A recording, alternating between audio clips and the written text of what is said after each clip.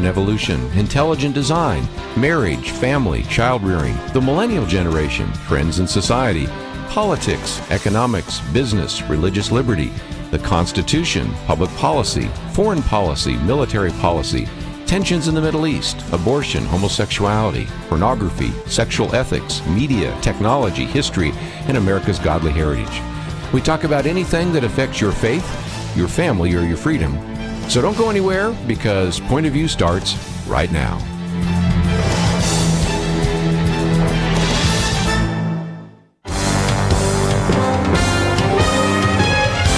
Across America, live, this is Point of View.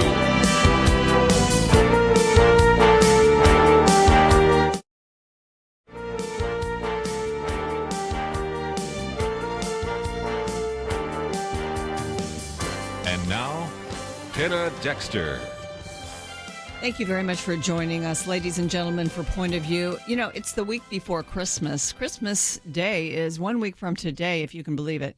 And sometimes when we get close to Christmas, I don't know about you, but I begin to feel like I would rather speak about things other than politics, other than the important issues that face us as a country. But you simply cannot do that because there's so much swirling around us these days that sometimes I'd like to just say, let's postpone Christmas until we resolve these things. But, of course, we'll never be able to resolve most of them. Since we do have a big audience in Texas this hour, I do want to mention a couple of national stories, but have specific pertinence to Texas. One, I saw this in my Wall Street Journal on the front page, so that makes it a national story. It's certainly a huge story.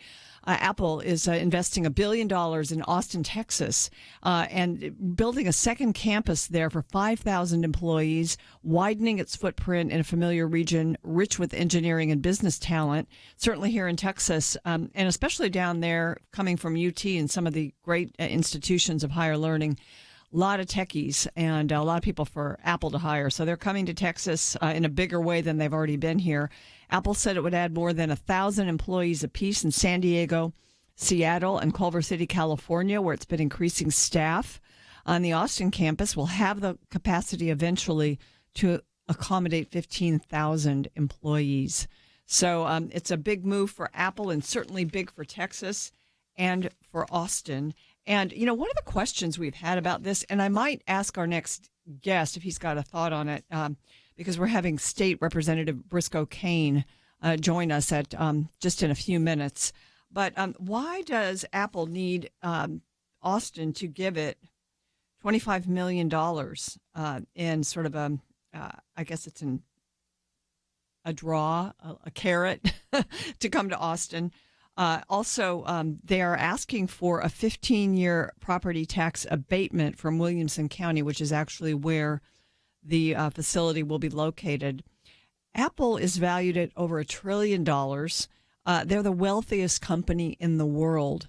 I guess if they didn't get that carrot, they wouldn't come to Austin. I don't know. I think it's a great place for them to locate their number 2 facility. And did we really need to offer that kind of money? The Texas Public Policy Foundation put out a piece called Stop Development Deals, Get Amazon with the Texas Model. This was back when Amazon was deciding where to go. And they suggested that a good model was not to offer money and tax abatements and things like that, but just to talk about the economic climate of the state of Texas.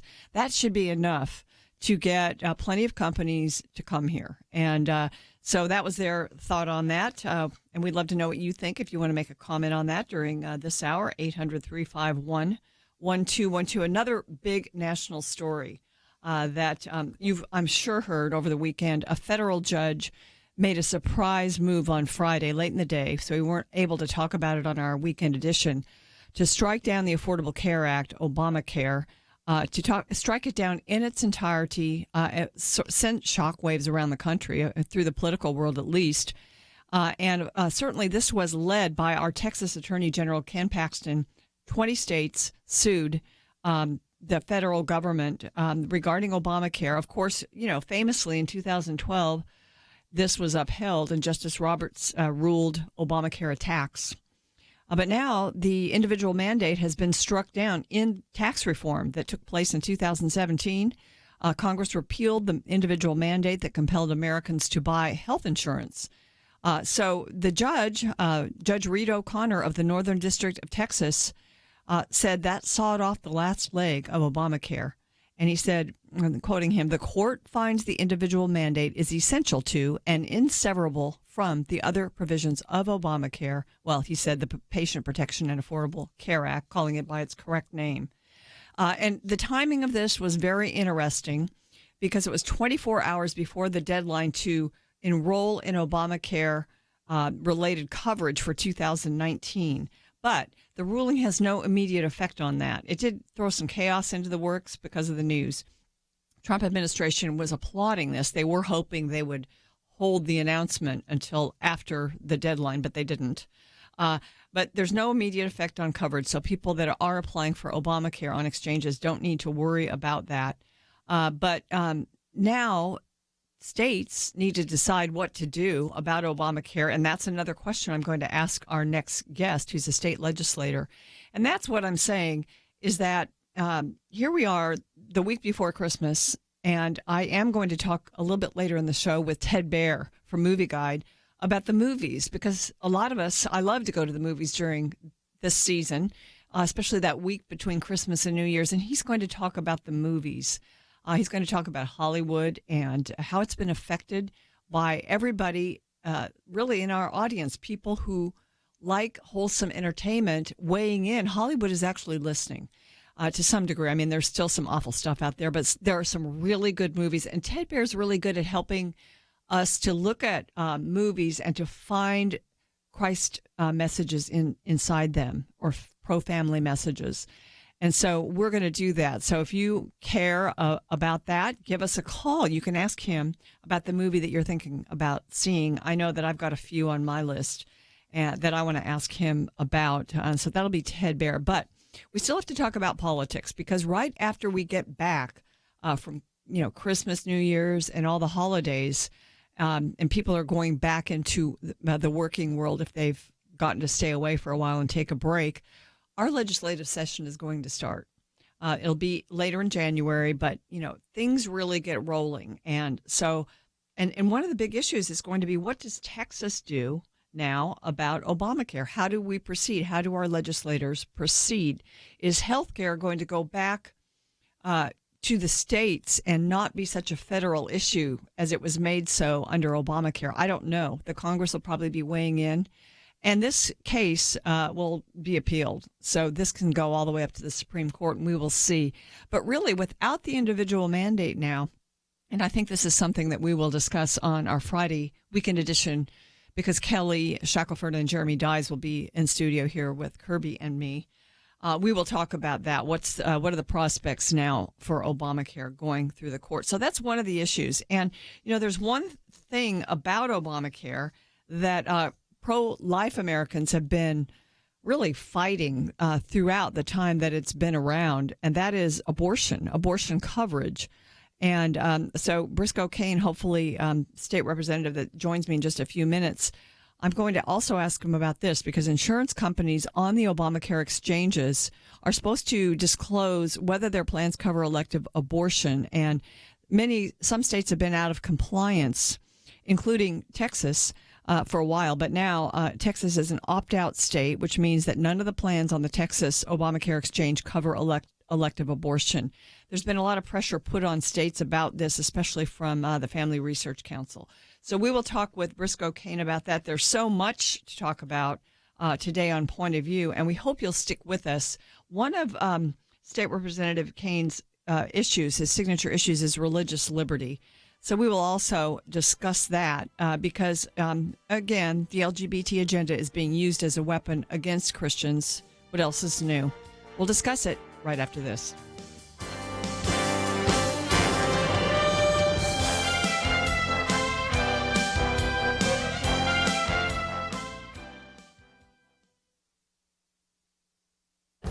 This is Viewpoints with Kirby Anderson. This is Christmas week, and I thought it might be worthwhile to spend a moment to reflect on the words of the hymn, O Little Town of Bethlehem. It was written in 1867 by Philip Brooks, an Episcopal pastor from Philadelphia. He was in Israel 2 years earlier and had celebrated Christmas in Bethlehem, and he wrote this song to reflect on what that night of the birth of Jesus might be like. O little town of Bethlehem, how still we see thee lie. Above thy deep and dreamless sleep the silent stars go by. Yet in the dark streets shineth the everlasting light. The hopes and fears of all the years are met in thee tonight. You know, while the streets of our cities are quiet on Christmas Day, most likely that day was just like any other day for the people in Bethlehem.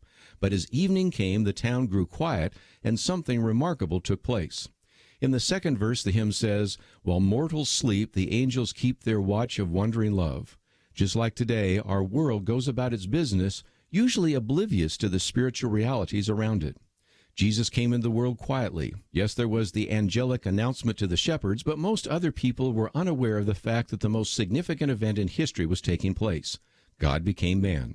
But he was born in a stable and laid in a feeding trough. There was no pomp or circumstance as you might expect of a king.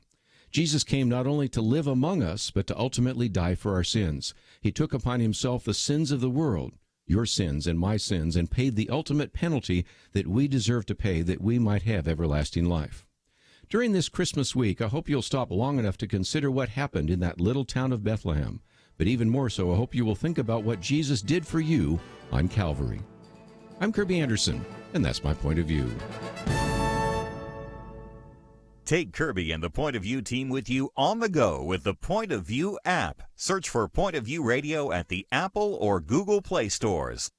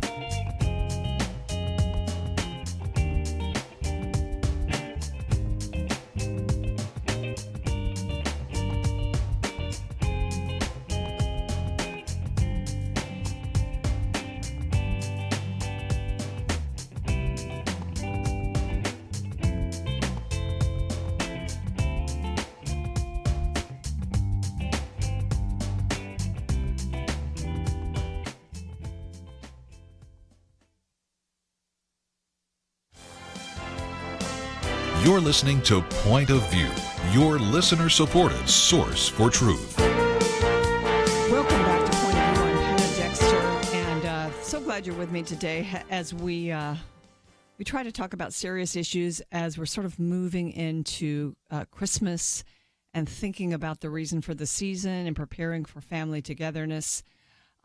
I am so pleased and delighted to bring on the air my next guest. He is actually my first guest today, Briscoe Cain. He's state representative, and he represents House District 128 in Texas. And I've met Briscoe at in meetings of an organization we both belong to. I know that he's very much with us on the issues of life, of family and marriage and all of those sort of pro-family issues, because every time I see him, he's either just had a baby boy or his wife is about to have one. And Briscoe, thank you so much for being with me. How many little boys are there in your household? Hey, Penna, we are up to 4 now, ranging from the age of 6 to 6 months. Wow. Well, fantastic. You're really pro-life and you practice what you preach. Tell me about, I know that you've been in the Texas House since 2016. How have you felt about sort of progress, not that Texas isn't a pro-life state, but on just a progress on securing and protecting the sanctity of human life in our state? Well, you know, we have been progressing, but I'd say there's a lot of room for improvement. You know, one of my concerns, especially in regards to Texas, and when we start thinking that everything's fine, right, it's all hunky-dory, that we've attained some goals, that we begin to get lax, and that even the listeners or the constituents begin to think that everything's fine, that we've done all we can do. And frankly, there's plenty left to be done. And so I'm satisfied with what we've done so far, but I think there's far more to go.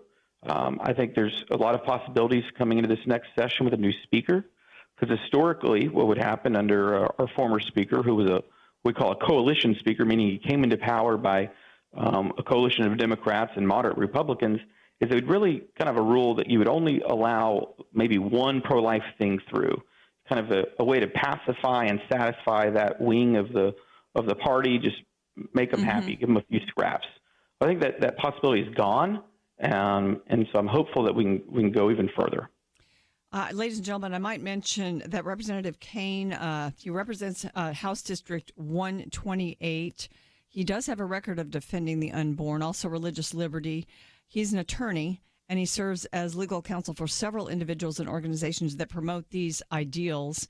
He's also part of the newly founded Texas Freedom Caucus, and we are very hopeful for the activity of that caucus in this next session. And well, are you? Look, the Freedom Caucus is, we're the, don't want to take too much credit, but we're kind of the main reason we got rid of Joe Strauss, who's the former speaker, the tyrant. If you're not in Texas, we had a tyrant of a speaker who worked with the Democrats to consistently kill pro-life and pro-family and pro-religious liberty bills. And by some maneuvers, without getting kind of into the weeds, we were able to kind of use our ability to, as a block vote, and just as servants of God, realizing the results were up to him, but we would show up and battle every day, that he got so tired of it, he's out. Yeah, I know. And it's like people would look at Texas and say, well, why can't you do this? Why can't you do that? Lots of different issues that were frustrating. And, I am so proud of you and some of the other really young representatives. I mean, my own state representative is Matt Shaheen, and we also have other just young conservative guys come into our studio and talk with us. And I'm so glad that you're here, Briscoe, also to do the same thing. I do, you got on my radar screen a couple of weeks ago when I saw that you put together a town hall on the opioid crisis. And that's a new issue for states, but it really is a big issue, isn't it? This is a problem that if we don't begin to solve it now, it is going to get out of control. And sadly, it's kind of a hidden secret for some people, because it's an abuse, for the most part, of prescription drugs. And we found in studies when people are interviewed, do you use drugs? Well, they'll always say no on this one, because for whatever reason in our culture today, a lot of people don't think that because the thing is legal, that there might be a problem, even though they might be getting it from a secondhand market. Right? They could be buying it illegally, but its nature of being prescription, and thus in their own mind is legal, is dangerous. And these things are extremely dangerous, right? Opioid overdoses accounted for more than 42,000 deaths in 2016, and that's up 40% from the previous year. They say that 115 Americans die daily on it, and that drug overdoses are the leading cause of death in America. We've got a problem. What can be done? Did any ideas surface from your town hall? Yeah, there were a lot of ideas. One of the things is, it may not be surprising, is that different agencies and organizations don't always communicate with each other. It was really neat to bring in these heads of police entities and investigating and undercovers with mental health professionals and with the scientists who test these drugs in crime labs. And they're realizing these police officers didn't know that there were resources available, that instead of taking this guy downtown, they could actually take him to this mental health clinic.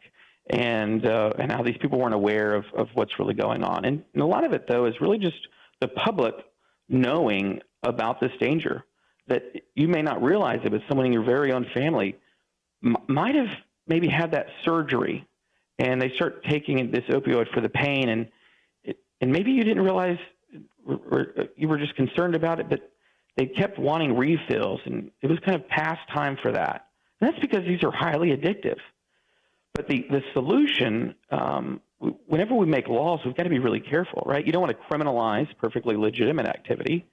At the same time, we don't want to be creating criminals out of just anybody. And so I think at the very beginning of it is the need for people to be aware of it, to see that this is happening. Maybe it's happened to you, and someone out there didn't realize that they actually created an addiction to a medication that they were on after a surgery, or that it's happening to a family member. Well, one thing I have noticed is when people in my family have had surgeries, and even I have had oral surgery and had something strong prescribed, the amount that was prescribed, and I think this may be changing, but doctors are becoming, more aware of the kind of havoc they're wreaking with the large amounts that are prescribed in the initial prescription. So you get so much of it. Perhaps it would be better to have to go back after a few days after, the initial pain is gone. And I get it, and I don't know if that's for the government to answer that. I mean, again, if we go too far, then they're not going to give enough, and people are going to be in pain. And then how many people are, really with the freedom of their lives to maybe show back up in 2 days, right? Because they've got to be at work, and so there's this very delicate balance of how we handle this. I think you're right, Briscoe, because one thing is we don't want to give just more and more sort of oversight of the medical community to the government, but what you're doing, I think, is raising awareness across all sectors of society, even in the medical community. Yeah, look, the reason the government has taken up so much power is the people, the electorate, have allowed it. We've given it. Instead of realizing we're the ones in true authority and that we should be taking care of ourselves. And so information, as you very well know, is critical to the republic. That we're only going to have the size of government based on the amount and influence and activity that the voter, that the citizen, the taxpayer has. And so the real solution begins with people, not government.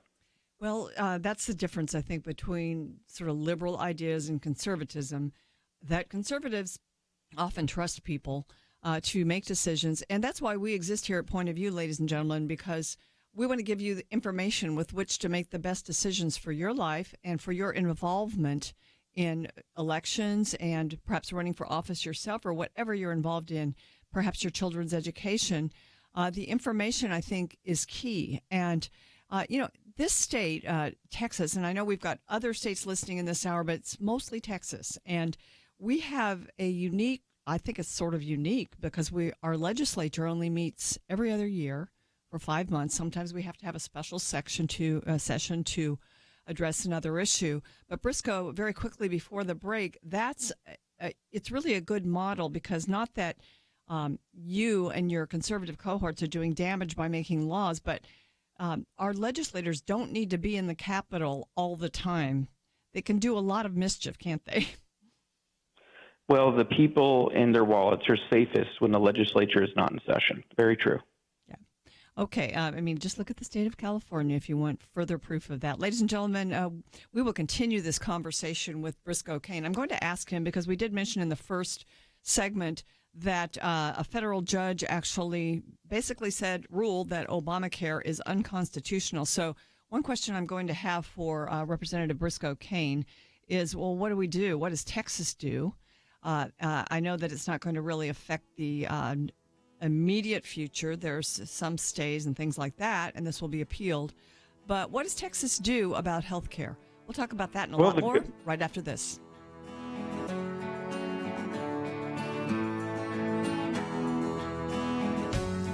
When the going gets tough, paralysis can be deadly. You look around, you see all kinds of challenges and problems. Our country is greatly divided, red versus blue. At moments like this, the future belongs to those who trust in God and don't just complain and fret, but do something to make a difference. That's the spirit that has sustained Point of View Radio for over 45 years. People who saw difficult problems but recognize this ministry as a tool to equip people to make the right, bold moves. You make possibility reality. And when you give now, a generous friend has promised to double your gift up to at least $50,000. Whatever you give becomes twice as much. But nothing times nothing is nothing, so give generously. Investing is fast and easy online at pointofview.net or by phone 800-347-5151. Don't let paralysis kill us. Make your next bold move now. Pointofview.net and 800-347-5151. Point of View will continue after this.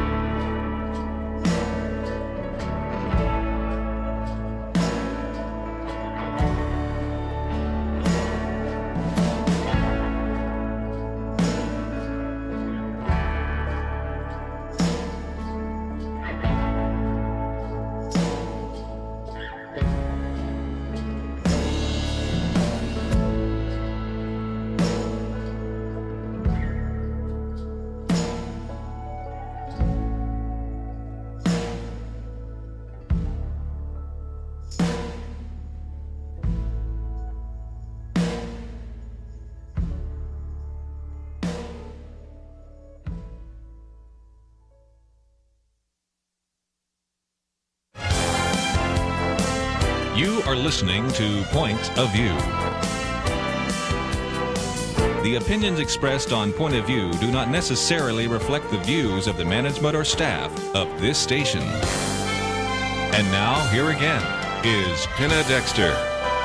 And on the line, my guest is State Representative Briscoe Cain, and he represents House District 128. Briscoe, what does that encompass? Well, that's the Houston Ship Channel. If anyone's from the Houston area or knows of it, we're where all the refineries are. We help make gasoline for America. Well, that's great, and you help make America prosperous and Texas prosperous. I did ask before the break, and those breaks just come, and we can't do much about that. But what should Texas do about this ruling striking down Obamacare? Well, I think it's a great opportunity. I believe yesterday Governor Abbott had announced his plans to kind of begin to look at some priorities in regards to replacing it. And I know that word might scare some people. It's just kind of the idea that what now that we don't have these regulations, what might we put in place? But it might remind people that in 2011, Governor Perry signed a law that would allow Texas to enter into compacts with other states seeking more control over their health care in the event that Obamacare ends. And so that was a really smart move by Governor Perry. And so we begin doing some of that. My concern is what could happen in a vacuum. Right. And here we are. We've got 83 Republicans in the House. We're down from 95. Lieutenant Governor Dan Patrick still controls the Senate. But in reality, is to avoid allowing the insurance companies to draft this legislation. Okay, it should come as no surprise that the insurance companies like Obamacare. Okay, they're the ones who authored it. Right. Anytime you can force people to buy a product, it benefits them wholeheartedly, even though our doctors, for the most part, hate it. And so, the real question is going to be, what are we going to be doing with these Medicaid monies, and how do we regulate it in such a way that we're not pushing out competition? Because for the last several years, the insurance companies have been lobbying for laws that make it harder for people to compete and kind of set them up as the main entity that fits their business model. That's what they lobby for laws for, that fits the way they do business, so that it sets them up for a monopoly. And we've got to be really, really cautious to allow anything like that to happen in Texas. So 19 states, as we mentioned earlier, filed suit, contended this law was unconstitutional. Now there's been this ruling. It'll be appealed. But meanwhile, Briscoe, as you said, the states now have a great opportunity. And so it's going to be great to be able to weigh in on that during the session. Do you and your colleagues, do you appreciate the constituents, even from across the state, weighing in on various things that you guys are considering there? Yeah, absolutely. In fact, the best way to weigh in, by the way, is an in-person visit's great, but even better though is a written letter. Really? We get a lot of kind of form emails. That handwritten letter, you only get them so often, and it's, in my opinion, signals that it has more weight behind it, that someone would stop and take their time to do that. Those really, really get read. Okay. And so if you're wanting to give your opinion to your legislator, I'd say write them a letter. Yeah, I've heard that from others. Members of Congress have been saying that for decades, really, that I've been in politics. So it's good to know that the handwritten letter has not gone out of style. I think George H.W. Bush reminded us of that also as we celebrated his homegoing, because he was so famous for doing that. But Briscoe, as we look at the next session of the legislature, one thing that people want in healthcare, who are Christians, who are believers, they want this. They don't want to have to pay for abortion in healthcare. So are we protected from that in Texas? If not, are you guys working on that in the next session? Well, the argument can be made that there's still, because money is fungible, that in a way it's still possible, and we absolutely must prevent it. And that's kind of what I meant. If you end up getting a monopoly, if we make it so difficult on these independent insurance companies to compete, it's just some of the Christian value insurance companies that allow us to all kind of have a co-op where we pay in and we understand that we're not going to be funding abortion or sex changes or whatever. That would prevent that ability. And so, yes, we got to remain very vigilant to prevent any mandates, such as, saying that any kind of health insurance plan must include this kind of coverage. Obviously, we will fight it in courts, but it's just a whole lot easier to avoid that process and make sure that we have those protections in place in the legislature. Absolutely. Okay, well, another issue that's top of mind, I think, for a lot of people in Texas is property tax reform. What are your thoughts on that? If Texas Republicans do not pass property tax reform, we should all be thrown out of office. And I say it tongue-in-cheek, but what just happened in Congress was a referendum on the fact they were unable to repeal and replace Obamacare. And people are losing their homes, okay? They cannot afford it. It is skyrocketed. So we must fix property taxes. I don't know exactly how it looks. I like some plans, but there needs to be some relief where we rein that in.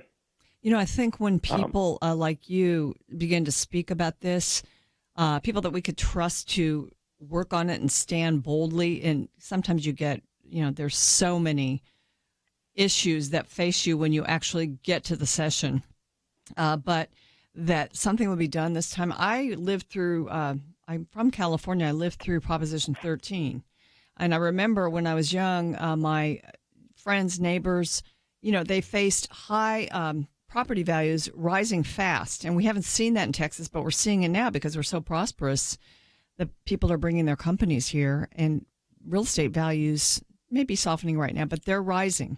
And so, yes, people are at risk of losing their homes because of high property tax rates on higher values. So this is a crisis in a sense. And yet, we've got this great economic climate for the most part, but this is a problem, isn't it? No, absolutely. And there's so many things and reasons to it. I'll give you an example that I bet no one realizes. On your county appraisal district, which for Texans is where our property values are done, the board that makes that up are made up of representatives from taxing entities. Oh, really? Okay. They have a vested interest. Literally, the one in Harris County, the chairman of the CAD is also a vice superintendent and a CFO of a school district, right? And you have school board members and mayors and city council members representing those areas on that. And so that's crazy, right? Like, these are the guys making the appraisals, knowing that when that value goes up, it means more money for their entity. There's a lot just of other issues that are all corollary and just connected of how we have this monster. One recent thing, actually, that was really neat for Abbott to announce is that he's now wanting to get rid of taxpayer-funded lobbying. Really exciting for some of us who've been following this issue for a long time, that we've got to stop that. By the way, did you, the taxpayers out there, know that your cities and ISDs and even MUDs and all these other entities are using your money to hire lobbyists to go and advocate against you, the taxpayer? And so there's a connection. If we were able to get rid of that, we also might see a reduction in property tax values, because they could no longer lobby against us reducing property taxes. Briscoe, They want more money. I want to ask you before the end of our interview, because we only have a couple more minutes, what issues are really sort of top of mind for you, besides the ones we've discussed here today, heading into this session? Is there anything that you want to see take place, and maybe that hasn't been dealt with before, that you would like to see that you're actually going to work on and push? Well, one is I'll be filing the heartbeat bill in Texas. Been working closely with our friends in other states in Ohio to make sure we do that. And so that's Janet Folger and company? Oh, yes. Okay. Yep. Jen and I have been close, and we've got Tom DeLay taking the mantle and kind of carrying heartbeat here in Texas. In fact, he worked with me at the state convention, the Republican Party convention, where we got it adopted as one of the priorities of the Republican Party of Texas. One of, I want to say, 5 priorities. Yes. Another one is going to be something to do with tuition. The cost of education has just skyrocketed. If you didn't know, in 2005, the legislature did what they called tuition deregulation, where it's essentially the state used to say, because we created the university, we're also going to kind of control how much they can charge in tuition. We've done away with that. And if you hadn't noticed, since 2005, schools like A&M and UT have tripled in their tuition. They've gone outrageous. And so they're now saying that college student loan debt has surpassed credit card debt in America. And it's working towards surpassing mortgage debt. And so, again, this is one of those things, if we don't get out in front of it, the piper's going to come calling. And you've got 20-year-olds all with $150,000, $160,000 in debt, and it's going to just continue to grow and they really have a burden that they can't get rid of, right? It's non-dischargeable in bankruptcy, and you've got 11 and 12% it delays a lot rate. of things like starting families. Exactly. And what is the solution to a small government but the larger family to take care of its stuff? So it's out of control, but I believe with God on our side, we can do anything. Briscoe, thank you so much for joining me today. I hope you'll come back and do the show again, because during the session, it's going to be important to sort of stay in touch with those of you that are doing the hard work down there. Oh, that'd be awesome, Pat. We look forward to it. Thank you so much for all you do in your ministry of this radio show. Well, thank you for joining me today. That's Briscoe Cain. He's state representative for this state. He's got his work cut out for him in the next session. Next up, Ted Baehr will join me.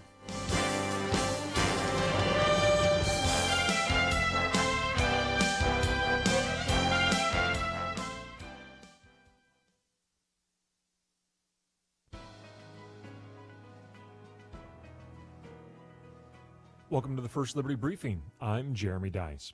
As the school semester winds down to Christmas break, it's important to take a look at all the ways students might exercise their religious freedom in celebration of the holidays.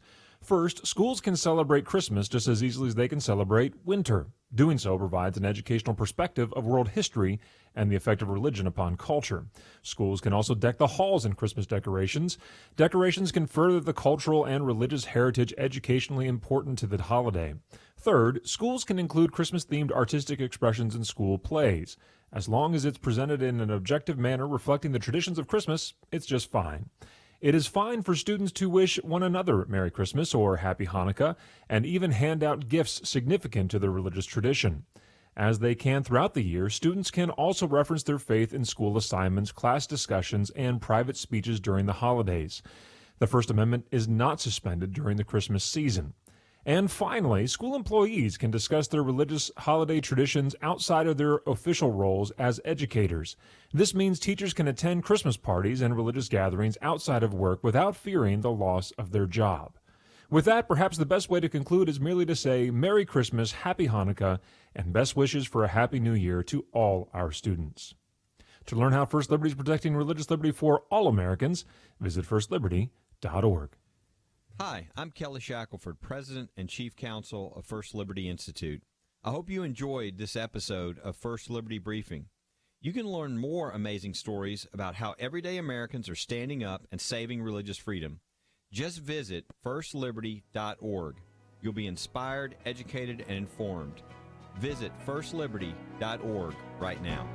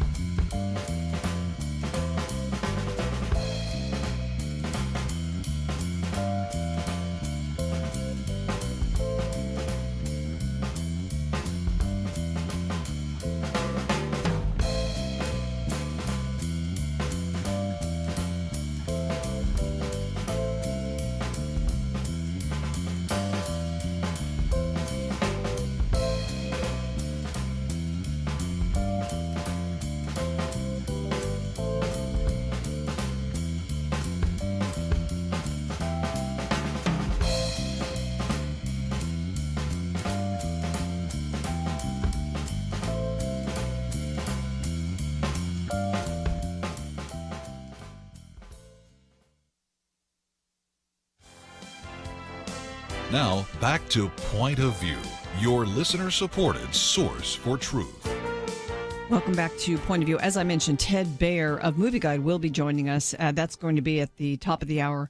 But ladies and gentlemen, I am Penna Dexter. So glad you're with us today. I did mention in my interview with Representative Briscoe Cain that housing prices were actually softening, and I've been hearing that from various quarters, including people that work in real estate that I know.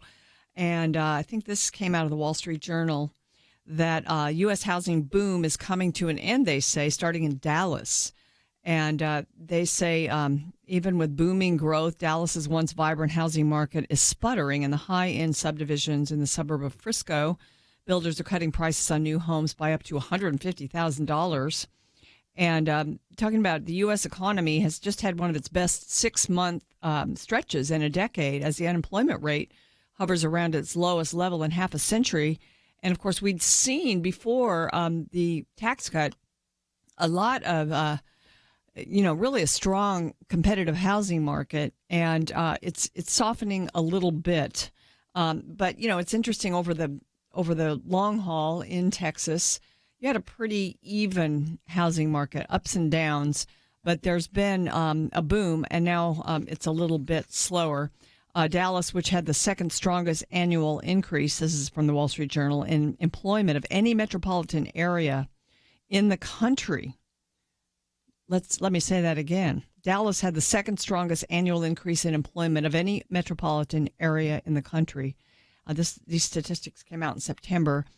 Even though the economy in the sprawling metro area has boomed, home prices have grown much faster than wages, and buyers have been straining to afford homes. Those price challenges have been masked in part by access to cheap credit, and that is coming to an end. Since the beginning of the year, mortgage rates have risen about a percentage point to the highest level since 2011.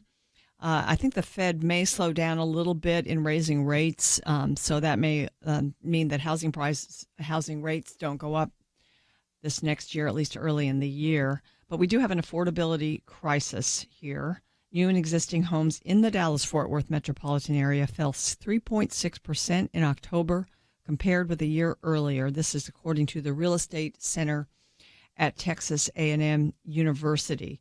So that's what we're looking at here in Texas. Still a very prosperous economy, of course, but the housing market is softening a little bit. Actually, getting back to the reality that most of us know here in Texas. So I just wanted to kind of explain that. There's one more issue that this is a national issue also, but it affects Texas, and that is that during the past couple of weeks, there's been a climate conference going on in Poland, in Warsaw, Poland. And, of course, the climate conferences, countries come together and they talk about what we used to call global warming. Now it's called climate change, and how to control that. And a lot of us look at that and say, it's not a problem. Climate change happens because God made the climate and he made the sun, and sometimes the climate warms and sometimes it cools. And so, we don't think that all this time and energy should be spent on this. Others disagree. And the big boogeyman, of course, is something that Texas produces and has been producing more of, and that's oil and gas. And so they are there, a lot of world leaders talking about climate change. What do you do about it?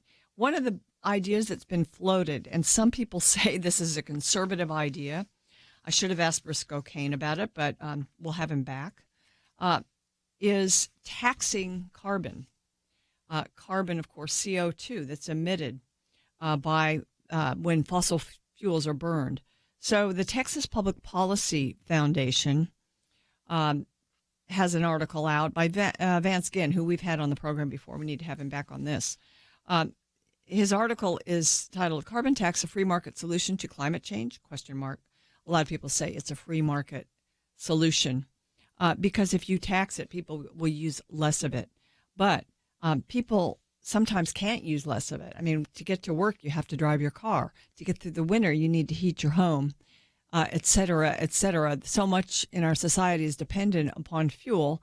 And right now, the cheapest fuel and the one that raises the standard of living for most people around the world, really, is to use oil, gas, natural gas, and those types of products. Yes, we are developing other sources of energy, but they are very expensive and they have to be subsidized by the government. So this idea of a climate tax, Vance Ginn says this is not a free market tax because a tax of any kind interferes in the market. It's been called a free market approach to reducing the social costs of CO2 emissions while causing consumers little harm. But he says, in reality, a carbon tax would drastically increase the price of every good or service that requires the use of energy. So that's really all of them. And it's very interesting because we have some good policies here in Texas with regard to certainly encouraging oil and gas, and other types of energy. And the U.S. has sort of changed its tune since President Trump has taken office. We pulled out of the Paris Climate Agreement, which what was just draconian with regard to the cuts in emissions that it was going to require. But we still have negotiators from our country that are agreeing on certain guidelines to increase really our actually decrease our emissions. So we've got what all that to say is sort of a convoluted way of saying that we have representatives from the United States going to this UN conference in Warsaw, Poland. Some of them are standing for common sense responses to pollution. They're not acknowledging that climate change is a problem. It's just a reality that the climate changes sometimes, but that man can really do anything about it. And then we still have others sort of from the Obama mindset, the more liberal mindset that says, no, we have to have a lot of rules and regulations on countries and on our country to mitigate global warming and climate change. So, we have a State Department that's got sort of a mixed bag. We've got Mike Pompeo, and he's very conservative. We've got President Trump, who has just made our country's policies with regard to climate change much more reasonable. But we're sort of half in, half out on this whole idea of climate change. This is a quote from he's a Dutch lawmaker, and he's with the European Green Party. He says the U.S. is half in and half out.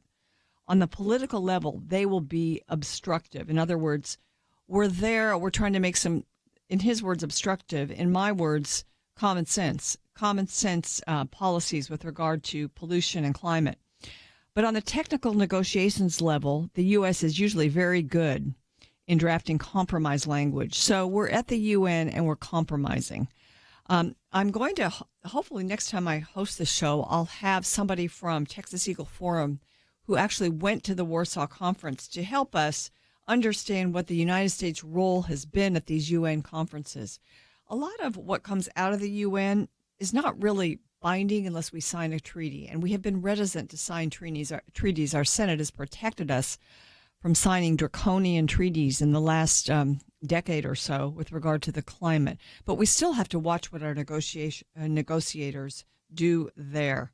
So, President Trump had the right idea in pulling us out of Paris, but we still got folks there at these UN conferences sort of performing a little bit of mischief. Well, ladies and gentlemen, that's just my take on carbon taxes. We don't need them, we don't want them, and we shouldn't impose them. So if you hear anything about that here in Texas, make sure that you look into it further.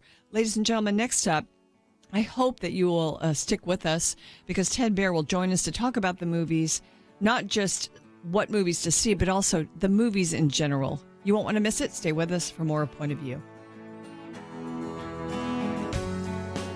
The leader looked around the table, motioning to the older men. He said, "You're here to remind us how faithful God has been in the past.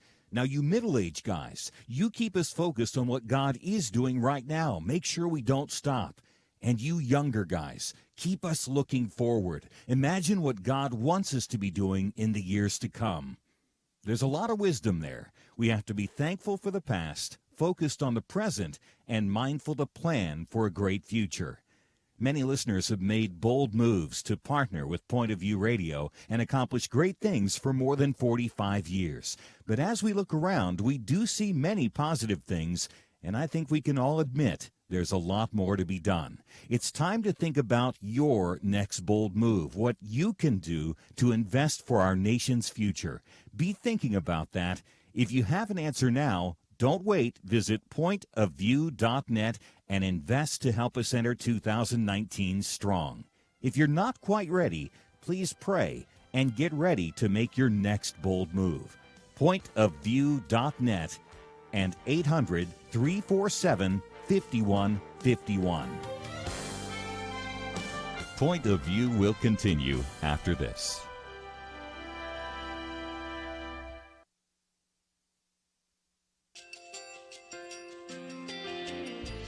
I just want to thank you so much for all the wonderful programming you have. They're just absolutely fantastic. I recently started listening to Point of View, and I really found it interesting because of the different subjects you cover. Thank you for that. I really appreciate everything that you do in keeping us informed. Thank you, Kirby, for everything that you have been doing. I appreciate all the work that you're doing, advocating for the Word of God. Thank you so much. Point of View, I think, is absolutely necessary because it's a Christian perspective, a biblical worldview perspective, and receive very current, up-to-date information about what is really going on, week to week in our culture, which is changing so rapidly, and yet it's morally sliding backwards. Yeah, I'm just, first of all, I thank you guys. Y'all's program is wonderful, and enjoy it every day. I learn so much every time I listen to it. Point of View Radio Talk Show.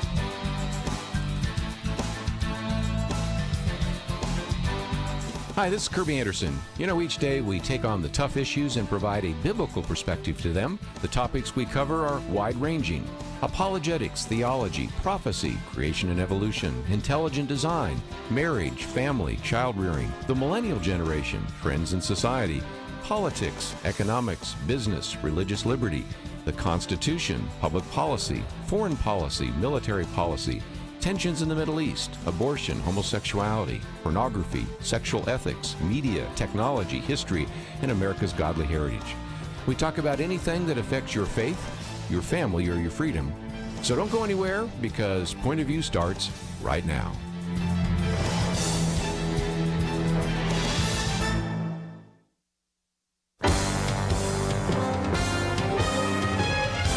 Across America, live. This is Point of View.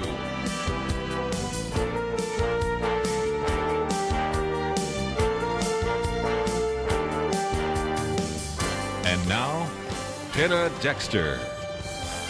Thank you very much for joining us, ladies and gentlemen. I'm Penna Dexter, and it's Tuesday, and Christmas is on a Tuesday. That means Christmas is 1 week from today. And one of my favorite things to do during the holidays, especially the week between Christmas and New Year's, is to go to the movies. So what movies do we see? Well, I'm going to ask our next guest. He is an expert on that, and he doesn't want us to make mistakes. And he has been watching the movies, critiquing the movies, and making a difference in Hollywood for many years. His name is Ted Baehr, and he's been a producer. He's an author. He's an entertainment critic. He's an educator and a lecturer. And he's founder and publisher of Movieguide, which many of you know and have used for years. He's also chairman of the Christian Film and Television Commission. And he's got a new book out, which we'll talk about. Ted, thank you so much for joining me. Oh, it's always great to be with you. And it was great to see you a little while ago at the wedding. So, the bot wedding. So yes, it's good. And Merry Christmas, Mina. Merry Christmas, Ted. And, we went to a wedding of a broadcasting executive, Rich Bott, in the summer. And Ted and his wife, Lily, were there. It was so much fun to spend time with them. And it reminded me that it's been a long time since Ted Baehr has been on Point of View, mostly because he's so busy out educating people about the movies. But he's got a new book out, Reel to Real. REEL to REAL, 45 movie devotions for families. And before we talk about the movies that we need to see, Ted, I want to talk about this devotion because it's unique in that I hear you make suggestions of movies to see, and it goes with a devotion for that day. Explain how you came up with this concept. Well, it's a sequel, really, to the Media-Wise family and the Culture-Wise family, which are more practical, specific tools for recognizing your children's stages of cognitive development. I was head of a department at City University, New York. We got 60 professors together. We did the first media literacy course. So those books are really practical handbooks for parents to help them ask the right questions. Who is the hero? What is the point of view toward reality and all those things?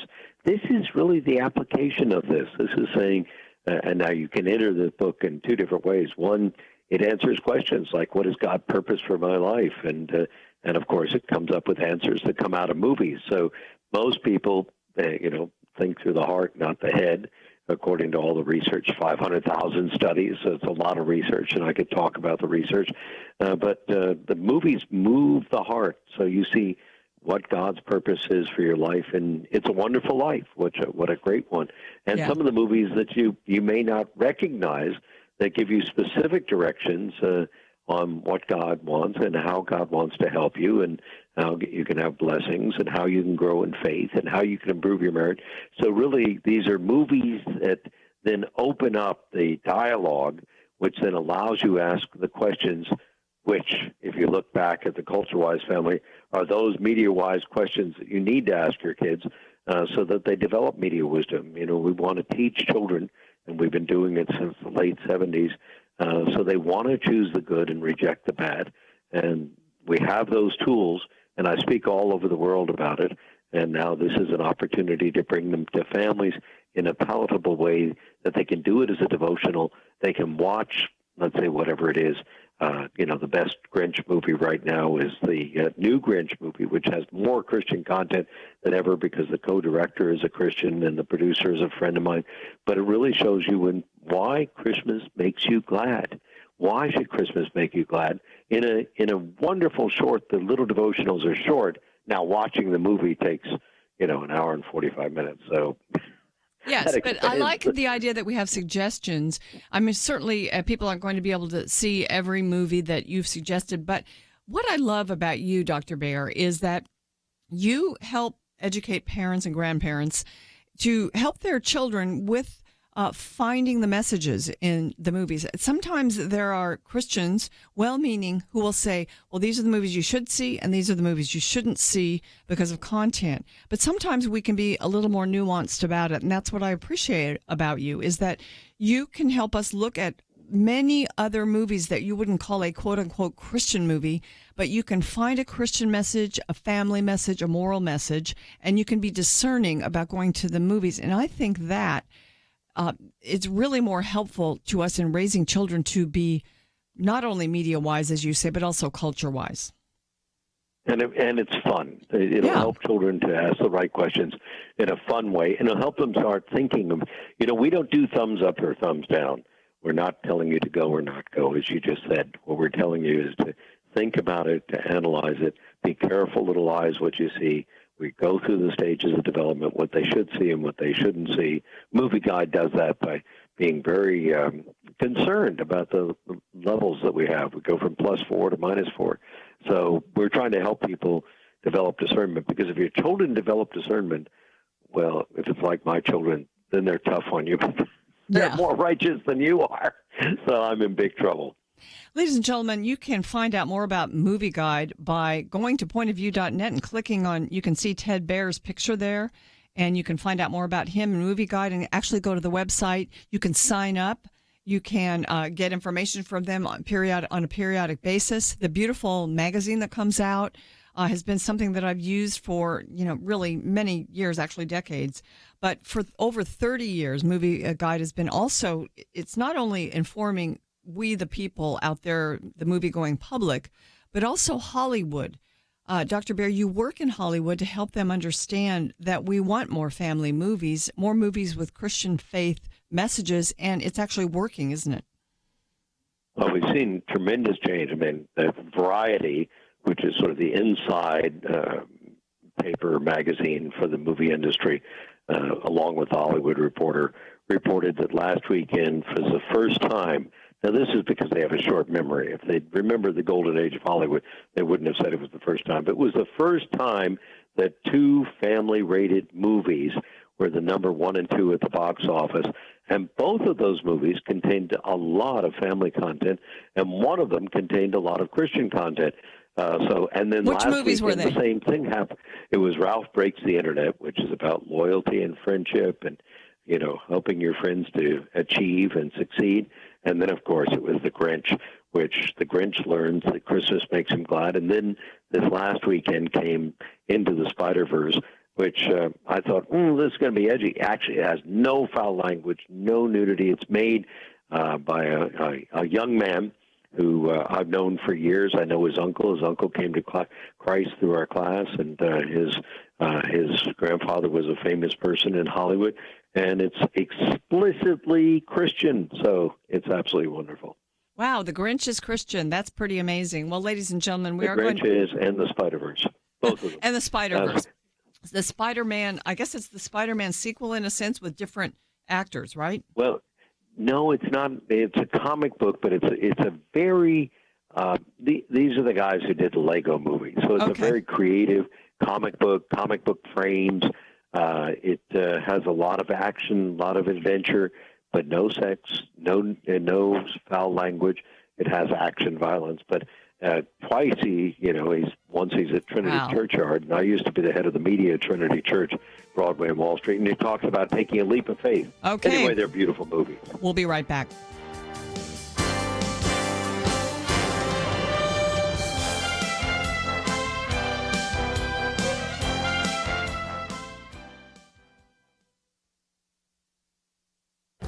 This is Viewpoints with Kirby Anderson.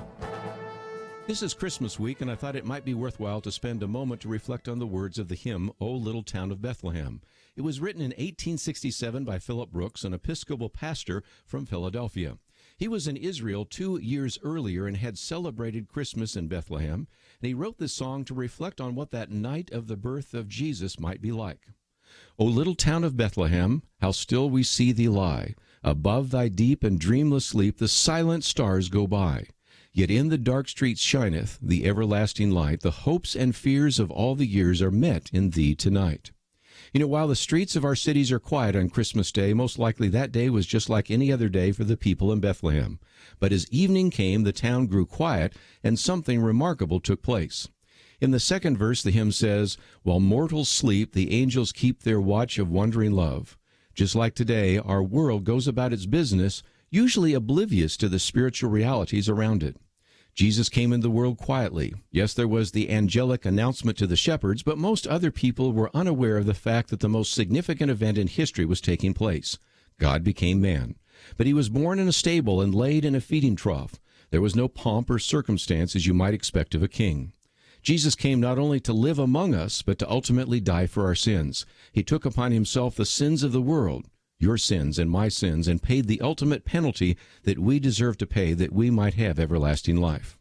During this Christmas week, I hope you'll stop long enough to consider what happened in that little town of Bethlehem. But even more so, I hope you will think about what Jesus did for you on Calvary. I'm Kirby Anderson, and that's my point of view. Take Kirby and the Point of View team with you on the go with the Point of View app. Search for Point of View Radio at the Apple or Google Play stores.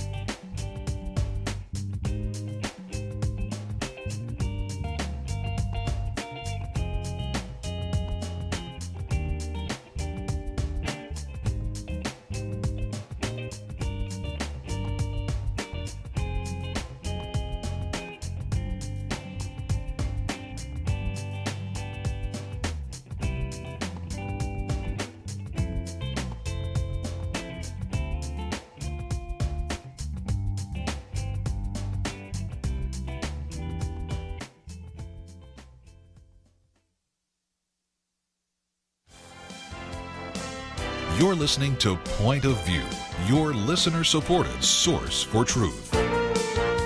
Welcome back to Point of View. I'm Penna Dexter. Dr. Ted Baehr is my guest. I want to mention we had a little problem with our link to the Movieguide website, so just go to Movieguide. Is it movieguide.org, Ted?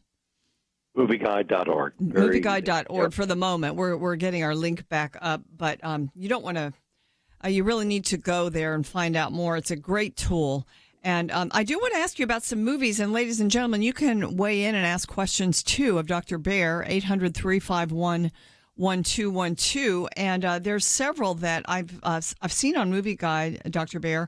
One is the Clint Eastwood movie, The Mule. Tell me about it. Well, The Mule is Clint's one of his best movies since Unforgiven and Gran Torino. He does a great job of a man who loses his job and he gets sucked. He likes to travel and he gets sucked into carrying drugs, and it hurts his family and his friends. And you don't want me to tell you the ending, but it has a. No, don't tell us the ending. He takes responsibility and he goes to court. So it's about it's a man who faces up to his responsibility. We're all sinners. We're all saved by grace. We all need to take responsibility for our actions. Now, it's a tough movie. This is not an easy movie. It's not for children. I teach cognitive development during media literacy, so it's a -2, but it's also got a great theme to it. Well, in a sense, Clint Eastwood sort of prepared us with Gran Torino movie.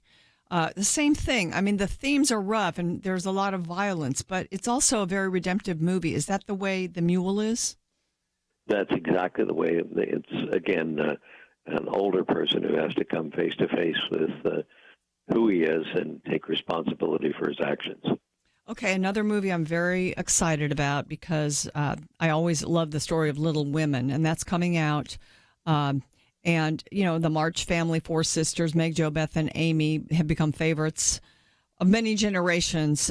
Tell us about this one. Have they done it justice to the story? Well, there are two Little Women that came out this year. One of them came out through the BBC, which was pro-Christian and wonderful. The other one came out, and they're friends of mine from a combination of Christian groups that put it together. And they modernized the story, and they toned down all the Christian content. Oh, really? So can you tell us which one is which? The BBC program is just absolutely fantastic. Go to movieguide.org, look up Little Women. You'll see that there have been a lot of movies about Little Women, but the BBC one is one of the best that's ever been done. Okay. All right. Well, you've got it from Ted Baehr here. Another one I'm interested in, and I don't know if you are reviewing this one, but Mary Poppins, certainly a classic. And now we have Emily Blunt playing Mary Poppins. I can't think of a more perfect actress to do that. Do you know anything about that movie, Ted? We review 100% of the movies that open in a handful of theaters or more. So, and we do this big gala, and Hallmark is picking up our gala. And this Mary Poppins, I believe, in terms of being a Christian, is better than the first Mary Poppins, because the first Mary Poppins, which was a great movie with great songs, had a little bit of overtone and it was the intention of the writer. And we all know that from the story of Walt Disney with the writer, the other movie they brought out. And the writer wanted to make Mary Poppins a witch. In this one, you don't see the occultism, the magical thinking. She brings imagination. The first song, which is a new song, talks about blessings from heaven. You've got more Christian content. You've got more positive content. So in terms, comparing the two in terms of all of the 150 criteria we use, this would be a little bit better. But, of course, the first one is a classic, so how can I possibly say this one is better? And it's gotten reviews. Some people say it's better and some people don't, so you just have to listen to Movie Guide, go read the review, and you'll find out more. Well, one thing people do when they go to a classic like this, they get disappointed when they see a remake of it. So, that's hard to say what someone's reaction is going to be. I read about it today in the Wall Street Journal, in the Life Arts section about Mary Poppins, and they were very complimentary of the way that the new version treated things. Right, and this, of course, is the return of Mary Poppins. So yes. Michael and his sister have grown up. They're facing severe problems, and just when they need her, she returns. So she's more of an angelic character, and all of the songs are more about blessings rather than magic. Okay, well, that's wonderful. Ted, I want to hear, I'm sure I've missed some that you think are important. I know that you aren't a thumbs up, thumb down kind of guy, but do you have any great, since we only have so much time to go to the movies between Christian and New Year's, what should we see? Well, I recommend highly, at the top of my list for a Christmas movie, go see The Grinch. It's absolutely wonderful, and it still keeps winning the box office. If you've got teenagers, Spider-Man Into the Spider-Verse is good. If you're stay at home, like, the people who go to movies are between the 18 and 24 because it's a cheap date. It sounds expensive to us when we have children, but for them it's only $10 and each buy their own popcorn, and it's a way you can take a date without talking to each other. But if you want to stay home, Up Channel, Hallmark released 36 Christmas movies this year, and they're actually broadcasting our gala and providing some of their talent to be presenters at our gala. So this is going to be wonderful. So we're going to be working closely with Hallmark, but there's lots of good movies, and there are even movies from Netflix, which still hasn't figured out that a family audience wants totally clean movies, but there are some good movies out there for Christmas, including Operation Christmas, where Kurt Russell does one of the funniest gigs in a jail I think I've ever seen. It's sort of like the Blues Brothers. The rest of the movie you could pass on, but that funny scene in a jail is just worth it, where Santa Claus goes to jail. Interesting. That ought to be fun. Well, you mentioned your annual Faith and Values Awards Gala, and I know that you've been doing this for many years, Ted, and you have luminaries from Hollywood that you honor at this event every February. So tell us a little bit about that. Well, that's really the place where we reach a lot of the executives, and a lot of executives come. And the head of MGM once came when he won a reward, and he said, I'm not Christian, but everybody likes to win an award. We see people coming to Christ. We see one of the top writers of 150-plus films who was Muslim, who came to Christ. His son came to Christ. We see one of the meanest lawyers in Hollywood who sued his own mother called me up in May and said, I'd like to be baptized. So we see it reaching people. And the person who brought us together with Hallmark, who is a wonderful Jewish man, said, you changed my life. He was making some edgy movies about ménage à trois and things that Woody Allen would do. And he said, you taught me that I could do family movies. So he does a lot of those Hallmark movies and a lot of the Netflix movies. So he is so grateful. So we show people that if you make movies with faith and values, you do better at the box office. On average, you do 7 to 10 times more money at the box office by putting faith and values. And often the other press doesn't know it. I mean, for instance, The Grinch, it's now over 200 million, and many of the press didn't like it. The same guy who made Despicable Me, the press didn't like that before it came out. I loved it because it was the story of the sinner, and these 3 little girls pray to be adopted, and they transform his life. What's better than that? So, and Boss Baby, again, it only got 30 on Rotten Tomatoes, and then it ended up making $528 million. So Movieguide reaches a lot of people. We're the most popular for families, and we're there to help people choose the good and reject the bad. And we see at the gala, people get the figures that they can make more money by reaching the faith-based audience. And by doing that, we now have a flood of faith-based movies, not only, like I can only imagine, from Christian producers, but also from the major studios. So, ladies and gentlemen, I want to recommend a couple of things. Movieguide, go to movieguide.org. And Reel to Reel, which is 45 movie devotions for families. On page 7 of that book, Ted Baehr says, the most powerful people in the entertainment industry are the people who buy the movie tickets. You are powerful, ladies and gentlemen. And Ted Baehr has been representing you for 30 years through Movieguide. So we can say thank you, Ted, for doing that and for your work. And I know that it goes on, and you've got a great organization there. And thank you for joining me today. Well, we'd love to, but I want you to come out and join me at the gala. We'll make you feel like a celebrity, put you on the red carpet. You can do interviews. So I say this often whenever we meet each other, and I mean it. Okay. Come out and join I'll try me. to go. I'll try to go this year. Okay. Thank you so much, Ted Baehr, for being with us, ladies and gentlemen. Go to Movieguide and see what's there. And we've gotten a lot of good suggestions for holiday movie viewing, and I'm gonna try some of those. Next up, we are going to discuss.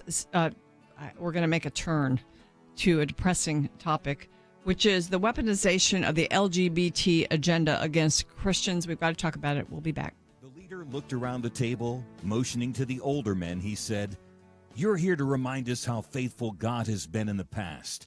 Now, you middle-aged guys, you keep us focused on what God is doing right now. Make sure we don't stop. And you younger guys, keep us looking forward. Imagine what God wants us to be doing in the years to come."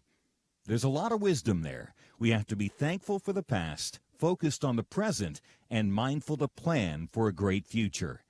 Many listeners have made bold moves to partner with Point of View Radio and accomplish great things for more than 45 years. But as we look around, we do see many positive things, and I think we can all admit there's a lot more to be done. It's time to think about your next bold move, what you can do to invest for our nation's future. Be thinking about that. If you have an answer now, don't wait. Visit pointofview.net and invest to help us enter 2019 strong. If you're not quite ready, please pray and get ready to make your next bold move. Pointofview.net and 800-347-5151. Point of View will continue after this.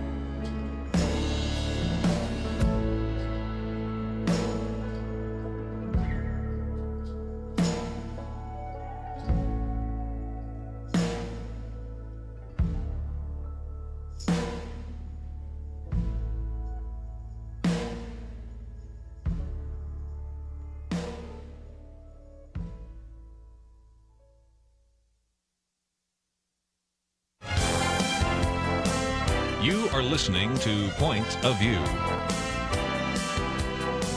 The opinions expressed on Point of View do not necessarily reflect the views of the management or staff of this station. And now, here again, is Penna Dexter. We are switching gears a little bit. I'd like to open up the phones 800-351-1212 if you'd like to weigh in on this. I just want to sort of preview something that we'll talk about on Friday. I mentioned before the break the weaponization of the LGBT agenda, and in a sense, this isn't really weaponization, it's compromise. And early last week, World Magazine broke this story, and we will discuss this with Kelly Kirby and Jeremy Dys on Friday. Two organizations, the Council for Christian Colleges and Universities and the National Association of Evangelicals, have decided the only way to stop, this is according to Family Research Council, the only way to stop LGBT activists is to submit to them. There was a quiet motion that took place this fall in which their boards voted to subjugate biblical teachings on gender and sexuality in exchange for, they call, Tony Perkins calls it a flimsy fence of protection around their organizations. If they give in, they believe, it will leave them alone. LGBT lobby will leave them alone. Not true. But really what's happened is it's sort of, it's a proposal called Fairness for All. And they're seeking a compromise between SOGI laws. Those laws that require sort of a recognition that LGBT people have rights and elevation of those rights above the rights of Christians. I guess that's what you could call it. Well, these Christian organizations, the Christian Council for Christian Colleges and Universities, and also the National Association for Evangelical, have passed these motions advancing a multi-year effort that's necessary, they say, to preserve religious freedom. In other words, you can have religious freedom if you will allow certain things to happen at your colleges and whatever, I guess, organizations that are under the rubric of the National Association for Evangelicals. It was passed in October, and here's what they say. We believe that God created human beings in his image as male or female, and that sexual relations be reserved for marriage of one man and one woman. So that's biblical, that's correct. Also, we support longstanding civil rights laws and First Amendment guarantees that protect free religious exercise. But here's the third point to it. No one should face violence, harassment, or unjust discrimination on the basis of sex, sexual orientation, or gender identity. So that phrase, unjust discrimination, is what has to be defined. And when it's defined as someone saying, I'm going to open up the bathroom of my church to a transgender woman, in other words, a man, to come in and use it with everyone else. My locker room in my sports facility at my college, same thing. I'm going to have to force someone to bake a cake a la Jack Phillips for a same-sex wedding, or provide the flowers, or photograph the wedding, even though I'm a Christian and don't believe in that. Some of these things have been defined by the LGBT community and lobby as unjust discrimination. And so there's just a bit of a compromise. Actually, it's a big compromise by these two groups.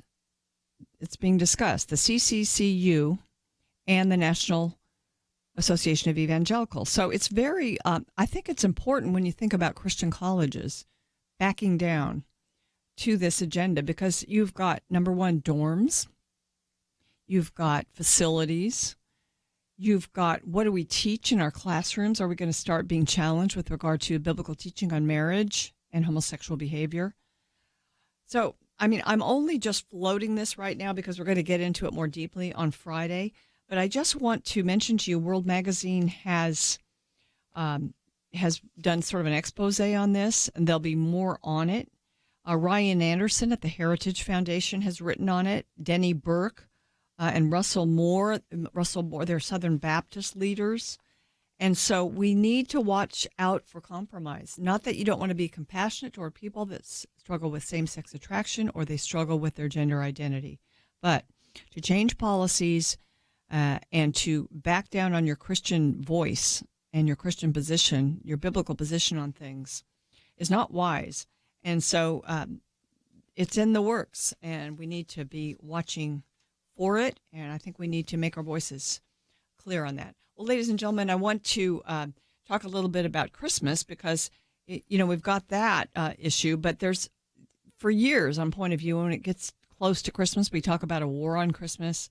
We talk about saying Merry Christmas. We talk about nativity scenes and things like that. So I guess I want to know from you, have you noticed that continuing? Are you seeing that improving? When you go to the department store, for instance, I mean, they're all saying Happy Holidays, but sometimes I just push back and say Merry Christmas, and then you'll get, a discussion. Well, we have to say Happy Holidays because that's the way we're trained, and we've got to be inclusive. And so, are we making progress in this quote-unquote war on Christmas?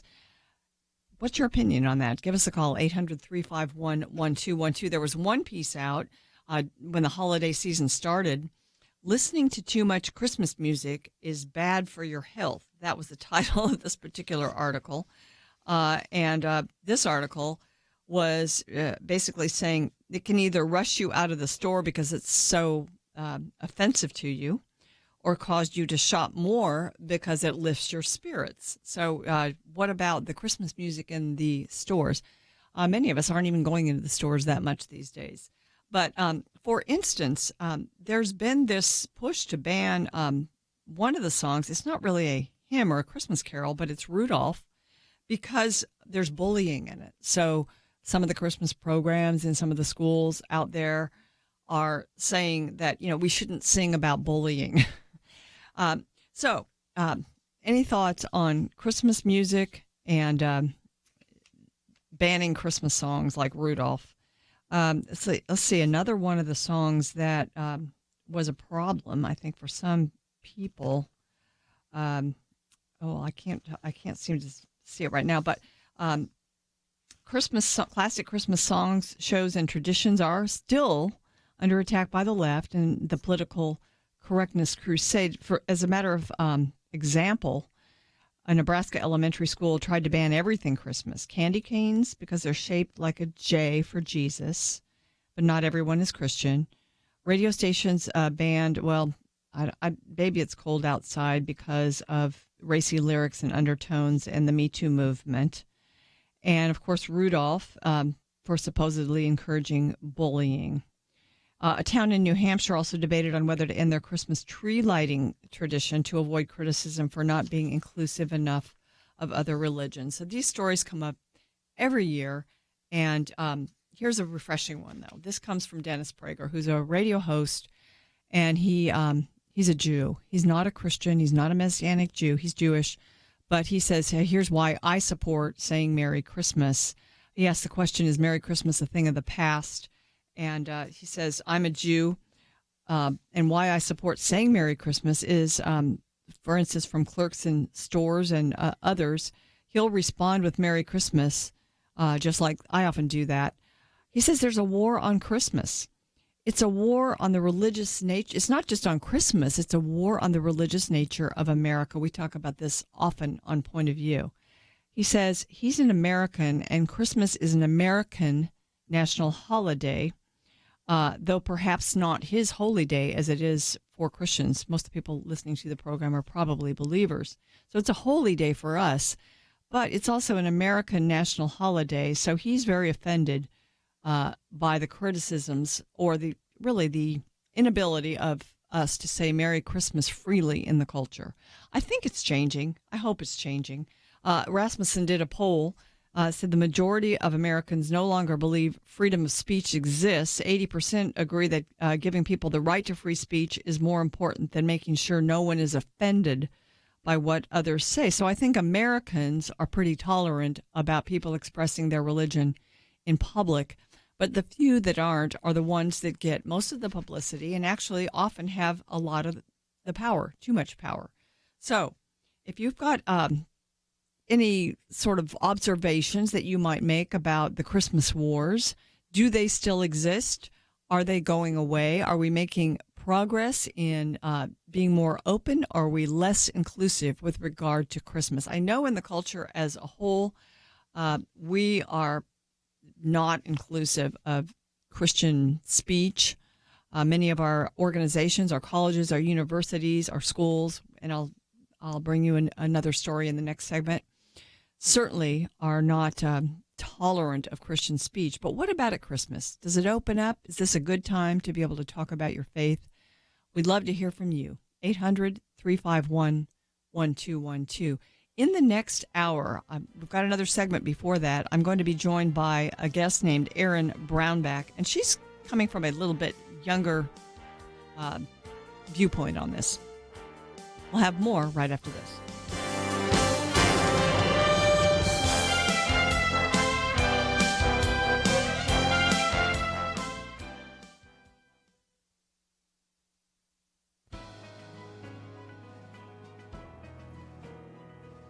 Welcome to the First Liberty Briefing. I'm Jeremy Dice. As the school semester winds down to Christmas break, it's important to take a look at all the ways students might exercise their religious freedom in celebration of the holidays. First, schools can celebrate Christmas just as easily as they can celebrate winter. Doing so provides an educational perspective of world history and the effect of religion upon culture. Schools can also deck the halls in Christmas decorations. Decorations can further the cultural and religious heritage educationally important to the holiday. Third, schools can include Christmas-themed artistic expressions in school plays. As long as it's presented in an objective manner reflecting the traditions of Christmas, it's just fine. It is fine for students to wish one another Merry Christmas or Happy Hanukkah, and even hand out gifts significant to their religious tradition.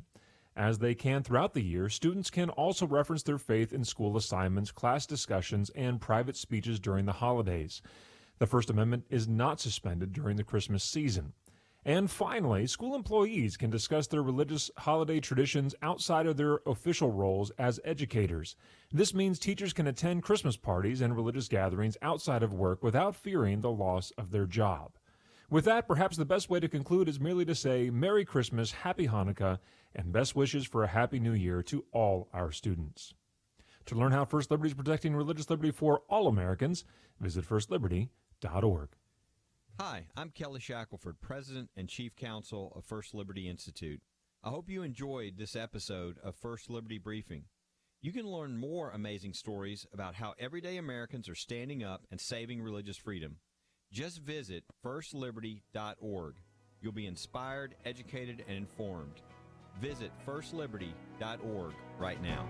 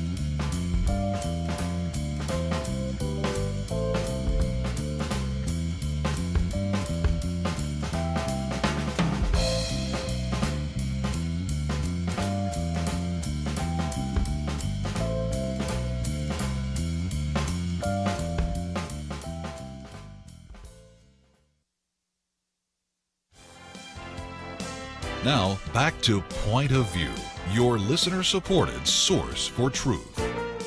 We're taking your calls, 800-351-1212. Is there still a war on Christmas? Do things open up with regard to religious speech during the holiday season? We are taking your calls. This is not a Christmas story, but last week, a Virginia school board voted unanimously to fire a teacher after he refused to comply with administrators' orders to use a female student's preferred masculine pronoun. So this person transitioned from female to male, the student over the summer, and the teacher would use the correct name that this person chose to be their new name as a boy or a man, but would not refer to the person in their absence as he when he knows that she's really a she, because he's a Christian. He would be violating his Christian faith. This man, this teacher, Peter Vlaming, was actually fired from the school. And we'll talk about that story more later in the program. I want to take your calls. Nathan is in Ohio, and he's listening in on WGGN. Hi, Nathan. Thanks for calling in. Let me get you in there. Okay. Thanks, Nathan. Thanks for calling. How are you? Great. How are you? Good. I'm calling in regards to some of the songs that are being taken off the radio and some of the shows that aren't being playing. It's a matter of how far do you want to take it, because you could even say Frosty the Snowman walks around with no pants smoking a pipe and plays with kids.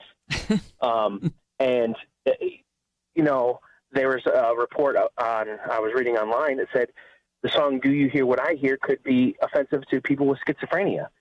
And All I Want for Christmas Is My Two Front Teeth could be offensive to people who are addicted to methamphetamines who lose their teeth. So, like, really, how far do you want to take stepping on people's toes? When did it become a point in our culture to where the few outweighed the many when it came to political correctness? And if we've been political correct our whole lives, our whole existence as Americans, then we wouldn't be where we're at now. Yeah, that's really true. I mean, we have sort of a free atmosphere in our country. We have, and we've been successful because of that, because people have been able to create and innovate and certainly be creative in the arts. And, you know, you can be uplifting to one group of society now, because we've divided ourselves into identities. And then apparently you can be insulting another segment of society when you're uplifting one. And, you know, in a sense, where does it all end? Right. Well, Nathan, thank you for your call. So what are you doing about your consumption of Christian music or of Christmas music? Well, I listen to the WGGN that plays Christmas music from Thanksgiving on, and it's always Merry Christmas to me. If someone says Happy Holidays, there's a reason for the holiday, so I'm Happy Holiday back to you, but I'm going to say Merry Christmas. Mm-hmm. If you say Happy Hanukkah, I'm going to say Merry Christmas because that's mine, but there's all a reason for this time of the year, whether it's Kwanzaa, whether it's Ramadan, whatever it happens to be, there's a reason for this time of year, and I just say Merry Christmas to you. Yeah, there's a reason to at Christmas, celebrate. There's a lot of goodwill. I mean, Christmas is a Christian holiday, but there's so much goodwill out there that rather than being picky, as so many are, or being fearful, I think in a sense sometimes it's just done out of fear of offending someone. And I think we're perennially offended in this country, or at least many groups are. So we have to walk on eggshells, and it's not fun at Christmas time, is it? No, it's not. All right. Well, thank you for your call. We appreciate it. Let's go back to the phones and speak with Andrea, listening in. She's in North Carolina, listening in on GNN. Hi, Andrea. Thanks for calling. Well, hey, I think it's a great time to ask questions and just love and listen to people, because I think everybody thinks different things about it. And what do you think about it? I think there's just still, like it always has been, it is for me, because I lost my mom in 2012, and Christmas has never been the same. Mom was everything. It was a Christmas tree. It was, I had a mom. I had somebody at home loving me and guiding me and all that. My dad was a salesman, but I think it to me, in my heart, my soul, it's a time to listen. And then for those that are maybe Christians, the social gospel, like I just participated in the Samaritan's Purse. That was neat with the shoebox thing, which goes overseas. And then I did the Angel Tree thing, which I think is like through social services and different things with local families that are so in need. Angel Tree, isn't that mostly for kids of prisoners? Well, actually, I think it's foster care. Okay, but it could be prisoners, but I think it's it's sort of. But this is why I'm mentioning it, Penna, because it's through the churches are helping out with it, because I think they want to be in a social ministry. It's a way for some of these contemporary churches to kind of get involved in the community. Do you know what I'm saying? Sure. It's I think they good. wanna get It's involved good, in and as long as you are a gospel preaching church, out of that flows caring for the poor, caring for people who I are. just call it social gospel. I shouldn't. Yeah. Probably shouldn't Well, do sometimes that has a negative connotation to some Christians, but really it doesn't. It's part of our ministry as a believer. Yes, and yes, and I think that it's a great. I think this is a great time of year for Christians, for those of us that are believers, to really get involved and more and ask questions and love and think about what it means to be when Jesus was born and came into the world. I mean, if we need to clarify, don't you think, what it means to us? I think it. I Yes. I have to. Yes, we do. Thank you, Andrea. I appreciate Thank your you, call. Penna, and bless you this Christmas, okay? You and your family. Lord bless you. Andrea is a regular listener and caller, and we appreciate her comments. I think, one thing that happens at Christmas is certainly I've just so enjoyed all the teaching at Advent and the readings that have been recommended by my church, and to just really understand that Christmas is the time that Christ came and actually humbled himself to come live among us, and just the implications of that, the predictions of that throughout the Old Testament. And that all of that is wonderful to study during Advent. But also, there's so many traditions in Christmas. I mean, the Santa Claus, the Christmas tree. And I know that as a young parent, I sometimes try to downplay those and play up the biblical story of Christmas. But as time went on, I realized those are important too. And it's so interesting because now many of them are even under attack. And so I think as Christians, we can just do it all. We can definitely share our faith. It's a very good time to do that, especially when you see people that you don't normally see. But also, the whole idea of Santa Claus, I mean, when you really look back at it, I wrote a commentary this week on St. Nicholas. He was a person to be emulated, and that tradition turned a little bit more commercial with Santa Claus. But let's not let the Christmas Grinches, and I guess the Grinches, according to Ted Baehr at least, the Grinches sort of mellowing out a little bit, at least in the second movie. But let's not let the Grinches take away the fun and the magic and the splendor of Christmas by, it's happening in our schools, removing all references to Christmas and calling it winter. Well, we've got a lot of folks calling in, so let me take some before. Well, I can't do it right now because we've got a break coming up. Ladies and gentlemen, we will continue this discussion about Christmas later in the program. Next up, I've got a guest with me. Her name is Erin Brownback. She's going to talk about communicating pro-family positions to young generations. Sometimes that's a challenge, intergenerational communication. So we're going to talk with her about that. She's also got a new Christian book for kids that's pro-life. You won't want to miss it. Stay with us for more of Point of View. When the going gets tough, paralysis can be deadly. You look around, you see all kinds of challenges and problems. Our country is greatly divided, red versus blue. At moments like this, the future belongs to those who trust in God and don't just complain and fret, but do something to make a difference.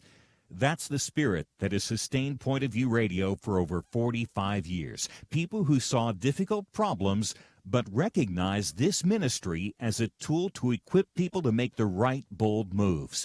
You make possibility reality. And when you give now, a generous friend has promised to double your gift up to at least $50,000. Whatever you give becomes twice as much. But nothing times nothing is nothing, so give generously. Investing is fast and easy online at pointofview.net or by phone 800-347-5151. Don't let paralysis kill us. Make your next bold move now. Pointofview.net and 800-347-5151. Point of View will continue after this.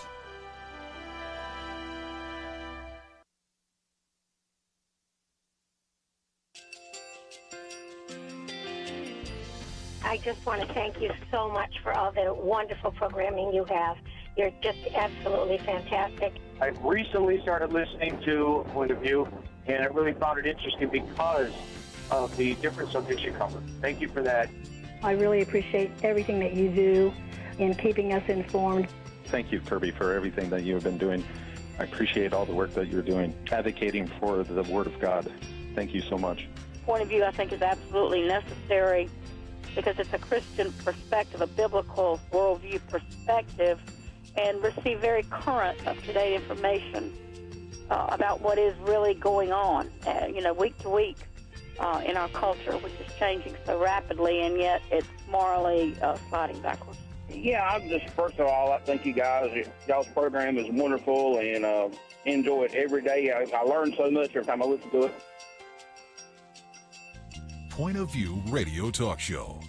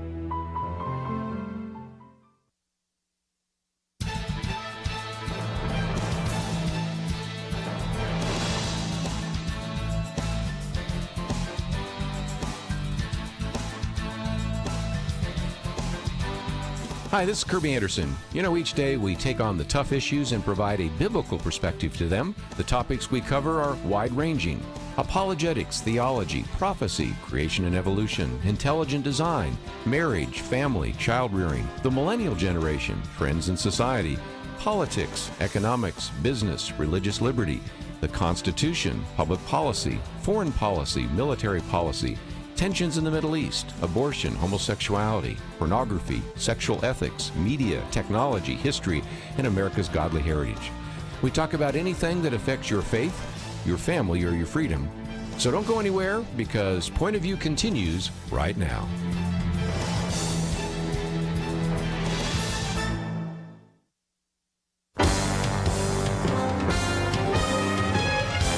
Across America, live. This is Point of View.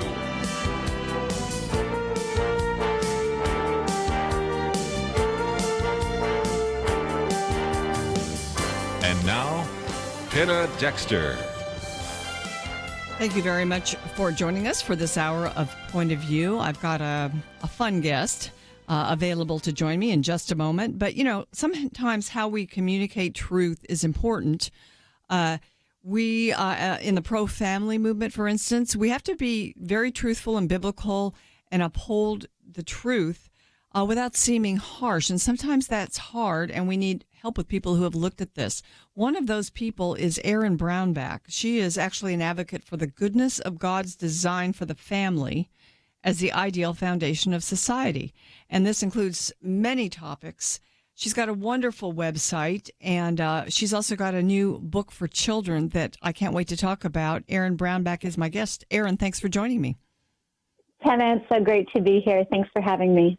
Well, it's good to have you, and I'm glad that you are paying attention to these issues, because I always get concerned. I've been in the pro-family movement for so long that I would communicate in a way that's loving, and I think that's at least part of what your goal is here through your ministry, isn't it?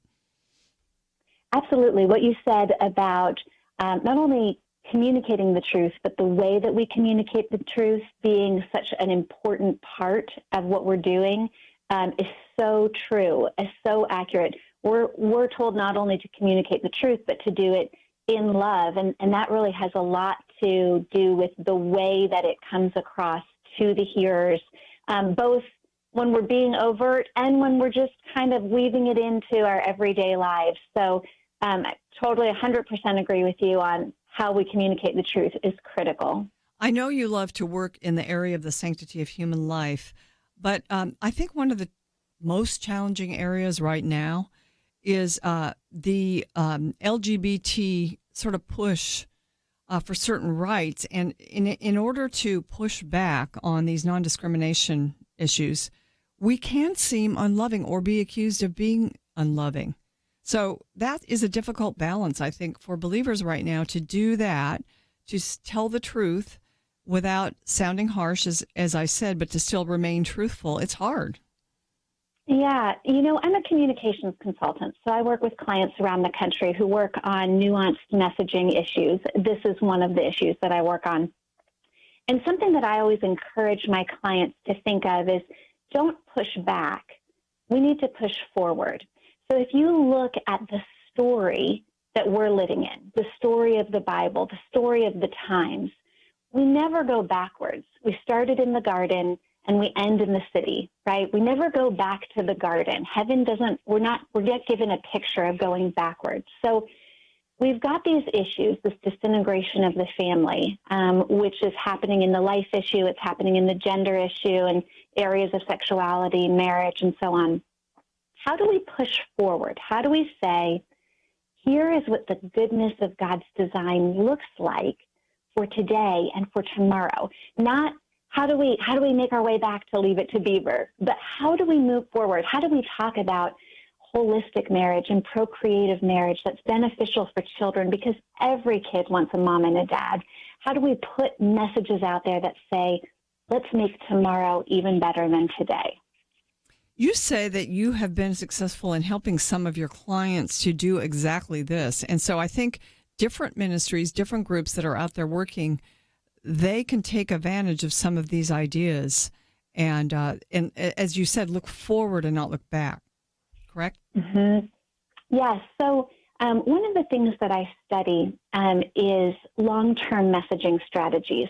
You can look at successful messaging strategies that we have seen be implemented in our lifetime. One of them that I look at is, let's take the no smoking campaign.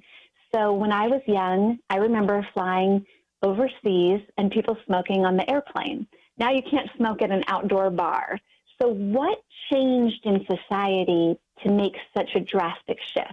Well, there were strategic messaging plans put into place to change public perception around smoking and the health-related risks of smoking. The same is true if you look at recycling. Recycling wasn't a thing when I was a kid. Now it's like a virtue. You don't recycle? Like, what's wrong with you? So what I'm interested in are the tactics that are used to change public perception around an issue over time, usually about 20 to 30 years.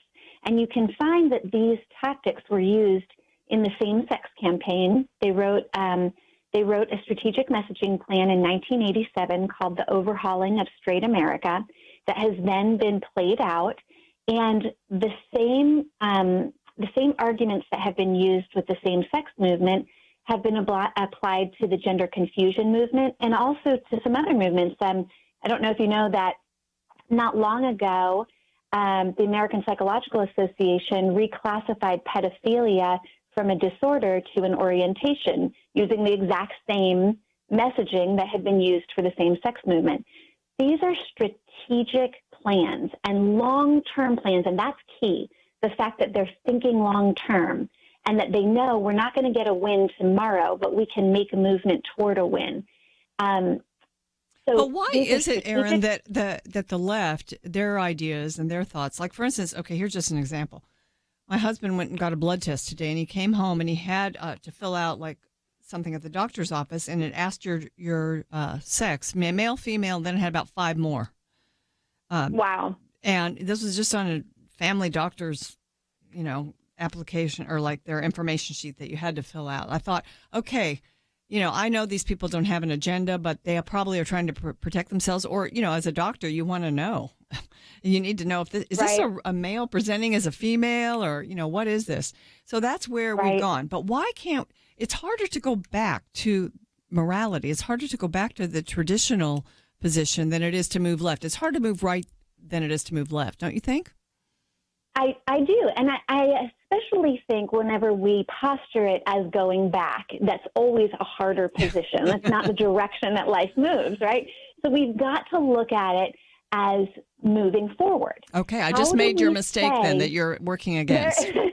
How do we say what is good about this? Not that it's traditional. I never talk about traditional marriage. Arranged marriages were traditional, and so were dowries, but that doesn't make them inherently good. So what is good about male and female and God making us that way that we can encapsulate in messaging and incorporate into society? That's always what I'm driving people toward as they're trying to message these difficult topics. Well, ladies and gentlemen, I do want to talk in the next segment about a tool. This is just one example of what you can do. And Erin was so creative in doing this because it goes right along with her message. She's written a book for children called Before Cherry Street. And it's just a wonderful book, and it does exactly what she's saying. It moves us forward with our messaging. It's about a little boy who asks his mom where he was before he was here, where he was before he was in this house with her. And she does a beautiful job in explaining that to the little boy, where were you before you were born? And it talks about gender, the pro-life position on things. It incorporates it into a beautiful children's book. So it's a great example. We'll talk about it more and find out where you can get it after this. Stay tuned for more Point of View.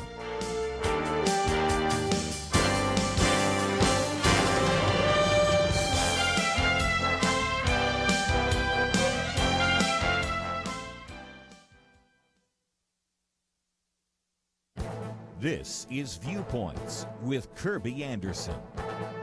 This is Christmas week, and I thought it might be worthwhile to spend a moment to reflect on the words of the hymn, O Little Town of Bethlehem. It was written in 1867 by Philip Brooks, an Episcopal pastor from Philadelphia. He was in Israel 2 years earlier and had celebrated Christmas in Bethlehem, and he wrote this song to reflect on what that night of the birth of Jesus might be like. O little town of Bethlehem, how still we see thee lie. Above thy deep and dreamless sleep the silent stars go by. Yet in the dark streets shineth the everlasting light. The hopes and fears of all the years are met in thee tonight. You know, while the streets of our cities are quiet on Christmas Day, most likely that day was just like any other day for the people in Bethlehem. But as evening came, the town grew quiet, and something remarkable took place.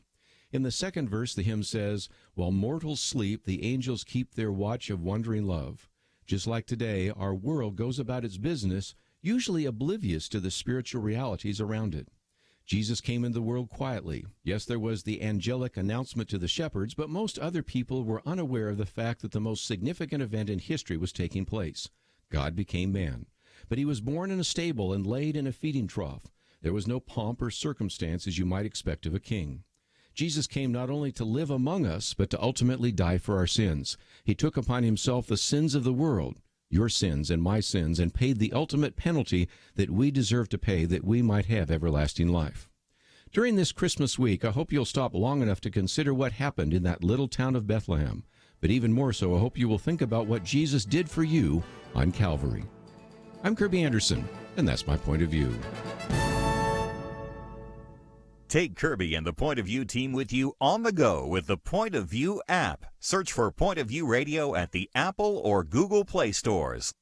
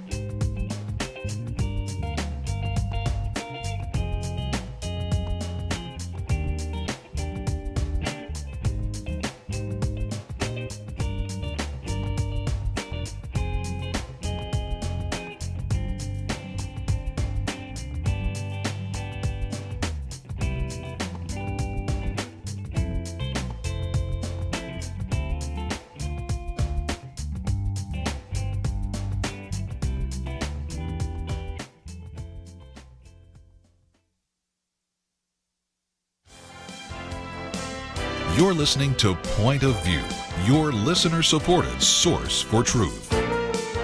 Welcome back to Point of View. I'm Penna Dexter. My guest is Erin Brownback. In case the name sounded familiar to you, and this is so cool, I think, because Erin is, in a generation that wants to speak to generations that are even younger than her in a way that, perhaps just works better. And she's moving our messaging forward instead of backwards, but it's not compromising a biblical position on pro-family issues. So her dad is Sam Brownback, who was a member of Congress, then senator, then governor of the state of Kansas. He's now the ambassador at large for religious freedom, chosen by President Trump for that great job. So she comes by her concern for the culture very honestly, because he's been a for lack of a better term, culture warrior in all those positions, in those powerful places that he's served our country. So, Erin, it's fun to have you. And well, thank you. You were raised by a neat guy. I have to say, Penna, I am so honored to be related to Sam Brownback, but he's not my dad. He's more like a distant uncle. But he is. Okay. A few of us Brownbacks in the country. Okay, so, I thought he was your dad. Well, good. Wife are wonderful, wonderful examples and models that I'm thrilled to be able to be related to. Well, thanks for correcting that. I've always had that wrong impression, but I do want to go to before. Everybody does. It's a rare name. before Cherry Street is the sweetest book, and I've had fun reading it a couple times. And since I have grandkids, I want to get some. But this book does exactly what you have been advocating. Because it takes little Aiden, who's a little boy, he asks his mom, where did I live before here? And basically, she goes back to where he lived, and then before that was in her belly. And she talks about the development of the baby in the womb to this little boy in very wonderful ways. And, it's a pro-life book, but you mentioned just how we communicate this LBGT sort of push that we're facing today. And part of this is in month 1, when she's talking to him, she talks about the baby's brain, heart, and spinal cord start to grow. Eyes, ears, nose, and lips and tongue all begin to form. And a baby is a boy or a girl as soon as he starts to grow. So in this sweet book that's talking about development, you communicate a message in a beautiful way that, this is something that happens from the moment of conception, basically, or very early in the development of the child, that this child is a boy or a girl. And so it struck me as a lovely way to communicate that. Thank you. I mean, we have our X and Y chromosomes, from the time that we have our DNA, which is at conception. And it was something I knew I wanted to include in this book. So like I was saying previously, I work with clients on long-term messaging strategies around some of these difficult issues. And it's always nice to get to do something fun in the midst of, working on hard topics. So I wrote this children's book knowing I wanted to change public perception around life in the womb, and that the way I had to do that was to address children, because that's where you're going to have the most impact on their perception. But I needed to get it to children whose parents weren't necessarily pro-life. So there's nothing in this book that is in any way overtly pro-life or Christian or anything like that. It's simply a little boy asking where he comes from, which every little kid has that question. And his mother ends up going through all the stages of gestation with him and telling him at this point, babies have dreams, and at this point, babies have eyelashes, and goes through each month. And then there's a surprise at the end, a real fun surprise. And it's a perfect book for children, for parents who are about to have a second child. It's a perfect book for, anyone to give anyone who has children, but especially for that. It's a great way to introduce this concept of life and gender and who God has designed us to be without there being really any contention around it. Here's another part of it that I loved, because you talk about in the book, the mom says to Aiden, "You even stuck your thumb in my belly." This isn't a quote, but like you did when you were a little boy. So the baby's sucking the thumb in the belly, but also still sucks his thumb when he's a little boy. Or you kicked, and now you're a good kicker in soccer. You did somersaults like you do now in the pool. And I think it really presents the humanity of the child and how he's who he is in the womb. And that's the same person that he is as a little child. And I think it's just a wonderful way to help the child understand that. I love that. And you'll see in the story, there's some things that Aiden isn't very good at. Like, he's not very good at spelling. I wasn't very good at spelling when I was young, and now I work with words for a living. Mm-hmm. And so the idea is, his mom says to him, "You're still developing even now." The idea is we're all in stages of development. The prenatal child is in stages of development. The 6-year-old boy, the 43-year-old woman, we're all growing. And so there's no prejudice against whatever developmental stage you're in. So the prenatal child, there should be no prejudice against them just because they're still in an early stage of development. Where can people get this book? You can go to beforecherrystreet.com, and that's street spelled out. You can also find me, erinbrownback.com, on my website, or follow me on Facebook. I do a lot of posting about pro-family issues, and would love to engage with people on my social media. So the company is Brownback Strategy and Communications, and I would recommend going to the website. You can go to pointofview.net and click through to Erin Brownback's website. And it's beautifully done, and is like everything. It seems like everything she does is, and this is important too, certainly for communication. But Erin, one thing that we have noticed, and I think in some senses we've been very successful in communicating the truth about the sanctity of life to the millennial generation, more than some of these other issues, because and it's going to be in evidence again next month in the March for Life in D.C., the millennials they're all about the sanctity of human life, aren't they? Absolutely. It plays really well with their social justice sensibilities, this helpless underdog.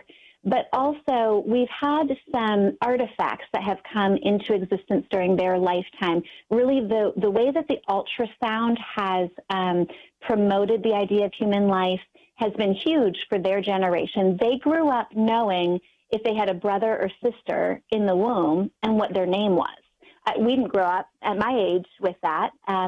Plus, this group of millennials all have the potential of being aborted. And I think it becomes much more real for you when it could have been you that ended up not having your life taken away. So we have a very pro-life millennial generation. And like you said, we'll see hundreds of thousands come out for the March for Life in January. We only have a couple of minutes before I have to let you go, Erin, but you mentioned that you've got clients who are making neat strides in the movement and in this endeavor to present the pro-life or the pro-family message in a way that's just more easily understood and more effective. So can you give me an example of something one of your clients has done that you've helped them do in that arena? Yes. So just to talk about the movement in general, you'll see more things like this book where we're influencing under the radar. That's key, influencing in Hollywood. You can see more and more pro-life storylines coming out in movies and music and things like that. That is incredibly important to be the storytellers in society.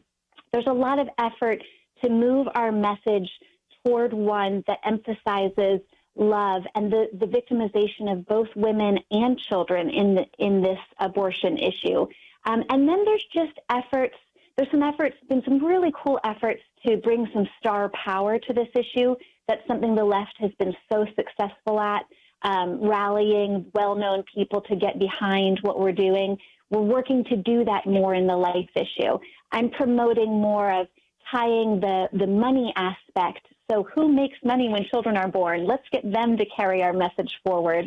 And then just more unity of people working together and groups working together that we haven't seen before. So some exciting developments.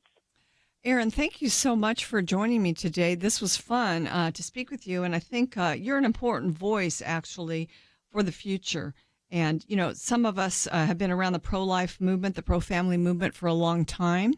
We've got the right principles, and sometimes we've got the right message, but sometimes we need help with our message. So thank you for working on that and thinking about that and creating ways for us to communicate and bring truth to those who are beyond us out in the society, younger perhaps, and also just new to these issues. So thank you so much for joining me today.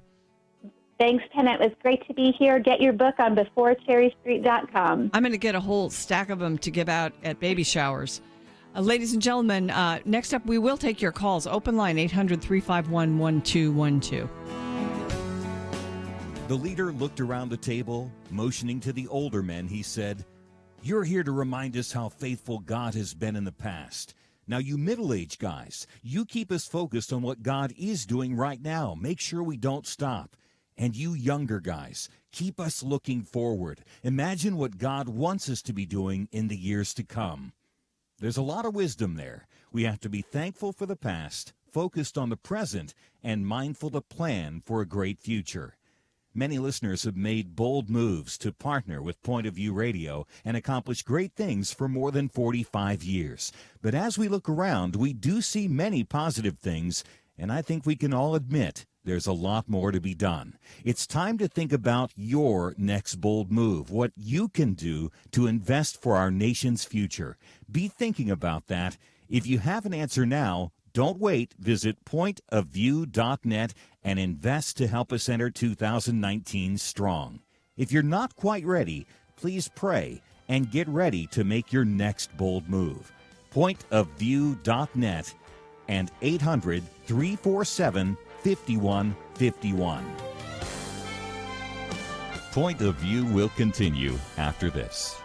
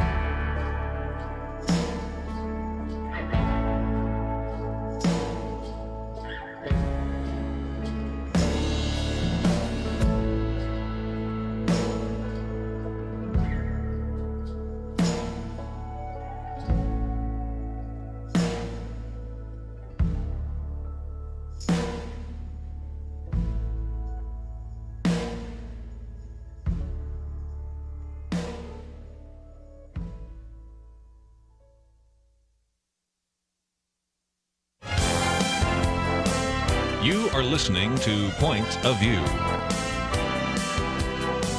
The opinions expressed on Point of View do not necessarily reflect the views of the management or staff of this station. And now, here again is Penna Dexter.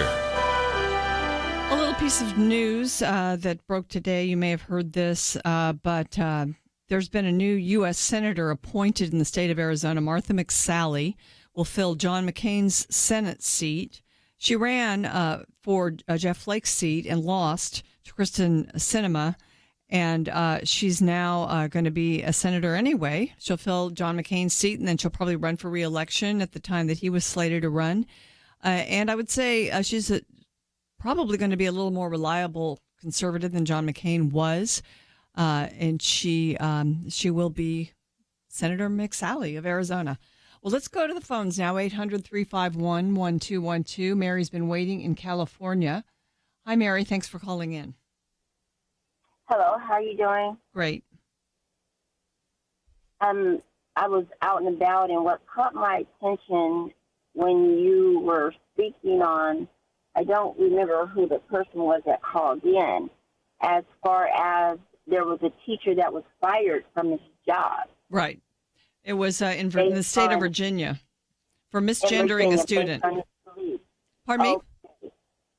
I said, I'm agreeing. Okay. As for me, I'm the parent, and I found myself having to make a choice. Do I turn my back on God and accept my child? And I thought, I don't want to lose my child.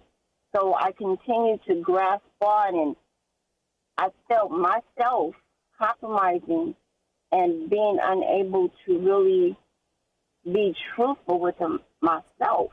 So you have a transgender child? I do. So, and wow. My child told me that, Mom, you disrespected me.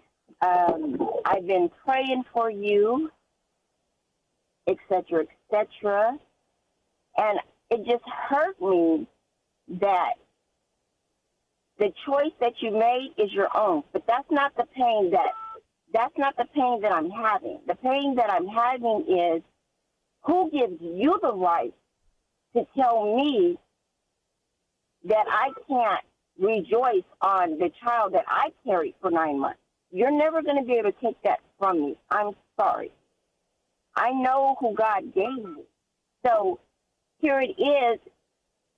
We have a community that's saying, you know what, accept us. But as Christians, if we do it, it's a whole big thing. It's like, God says, I stand at the door and I knock. He's not aggressive. Satan is aggressive. He pushes his way through. The Lord does not do that. I love my child, and I don't condemn my child because it's not my place to do so. But I feel like people should be treated the way they want to be treated. You can't make choices in life and expect the world to accept them.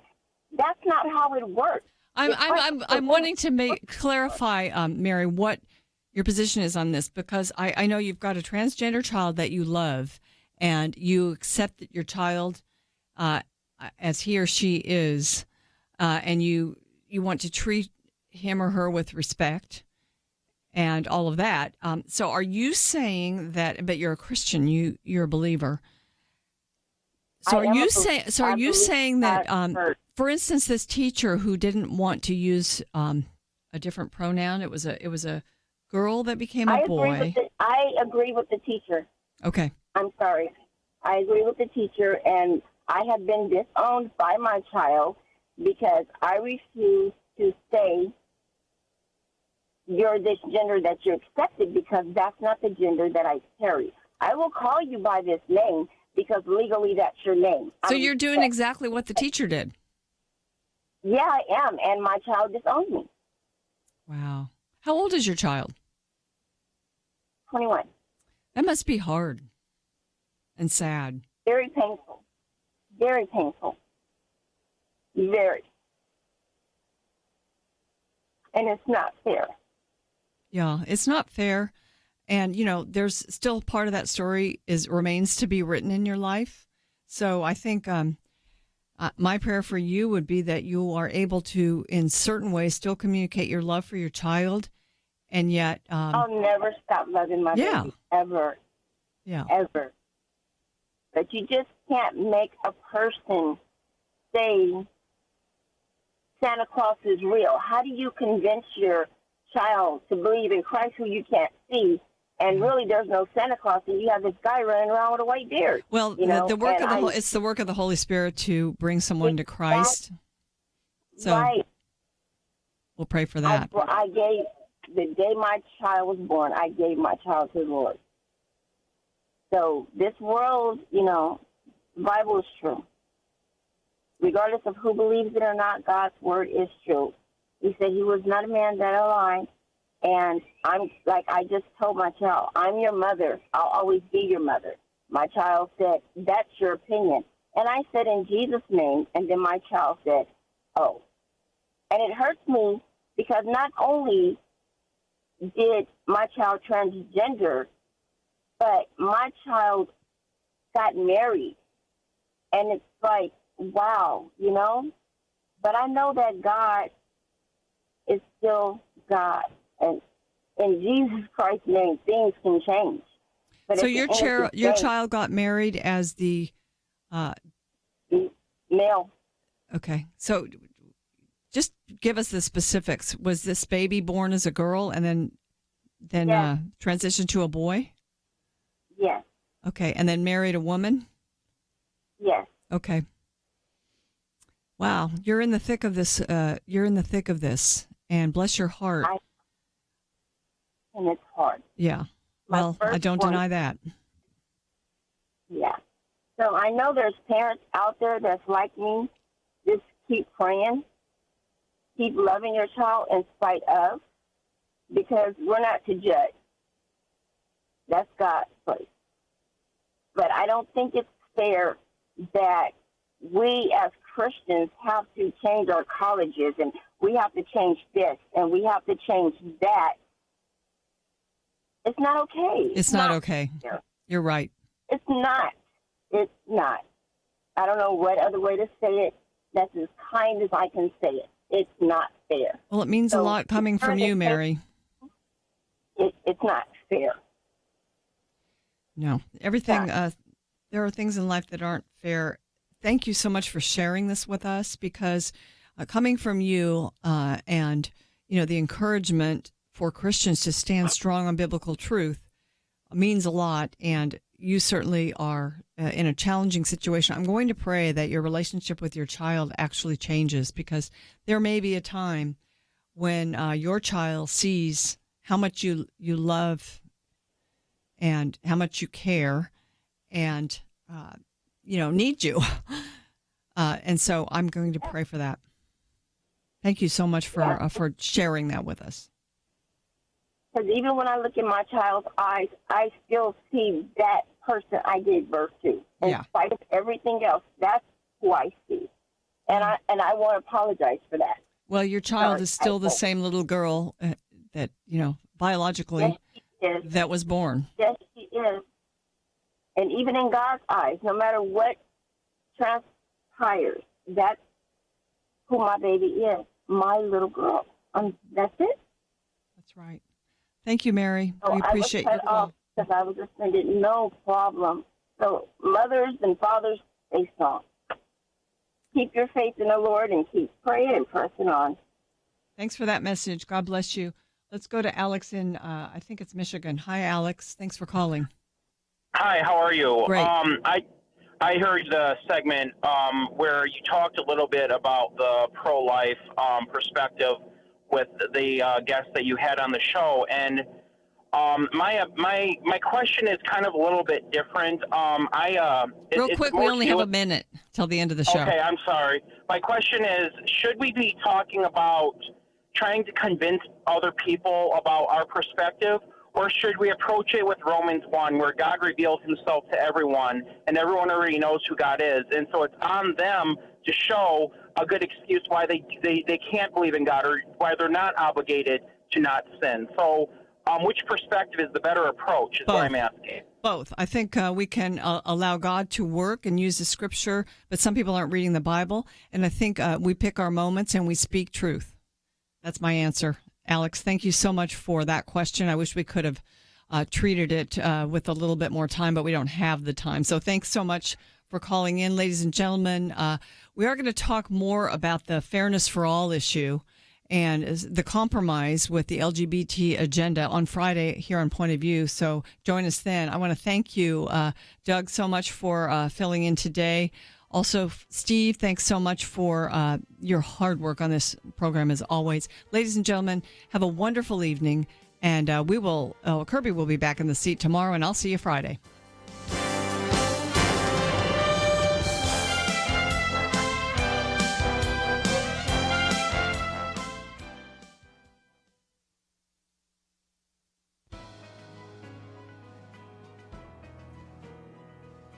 Welcome to the First Liberty Briefing. I'm Jeremy Dice.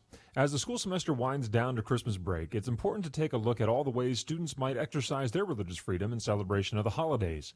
First, schools can celebrate Christmas just as easily as they can celebrate winter. Doing so provides an educational perspective of world history and the effect of religion upon culture. Schools can also deck the halls in Christmas decorations. Decorations can further the cultural and religious heritage educationally important to the holiday. Third, schools can include Christmas-themed artistic expressions in school plays. As long as it's presented in an objective manner reflecting the traditions of Christmas, it's just fine. It is fine for students to wish one another Merry Christmas or Happy Hanukkah, and even hand out gifts significant to their religious tradition. As they can throughout the year, students can also reference their faith in school assignments, class discussions, and private speeches during the holidays. The First Amendment is not suspended during the Christmas season. And finally, school employees can discuss their religious holiday traditions outside of their official roles as educators. This means teachers can attend Christmas parties and religious gatherings outside of work without fearing the loss of their job. With that, perhaps the best way to conclude is merely to say Merry Christmas, Happy Hanukkah, and best wishes for a Happy New Year to all our students. To learn how First Liberty is protecting religious liberty for all Americans, visit firstliberty.org. Hi, I'm Kelly Shackelford, President and Chief Counsel of First Liberty Institute. I hope you enjoyed this episode of First Liberty Briefing. You can learn more amazing stories about how everyday Americans are standing up and saving religious freedom. Just visit firstliberty.org.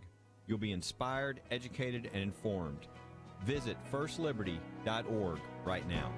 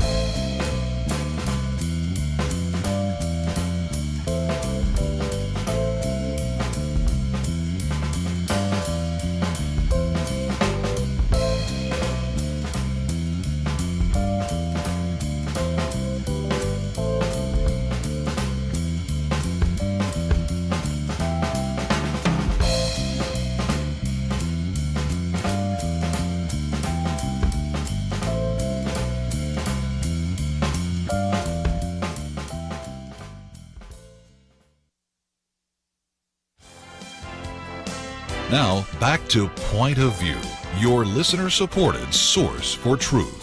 Guess what? I'm back. I ended the show 15 minutes early. I'm sorry, Alex, because we could have actually unpacked your call a little bit more. If you want to call back, 800-351-1212. I apologize. And not that I'm anxious to leave the studio and end the show. We've got a lot more to talk about. And I want to bring another issue to you here in the last segment of Point of View. And we are taking your calls, 800-351-1212. Those of you on the line, I'll try to get to you. Jim, you're going to be first from New Hampshire.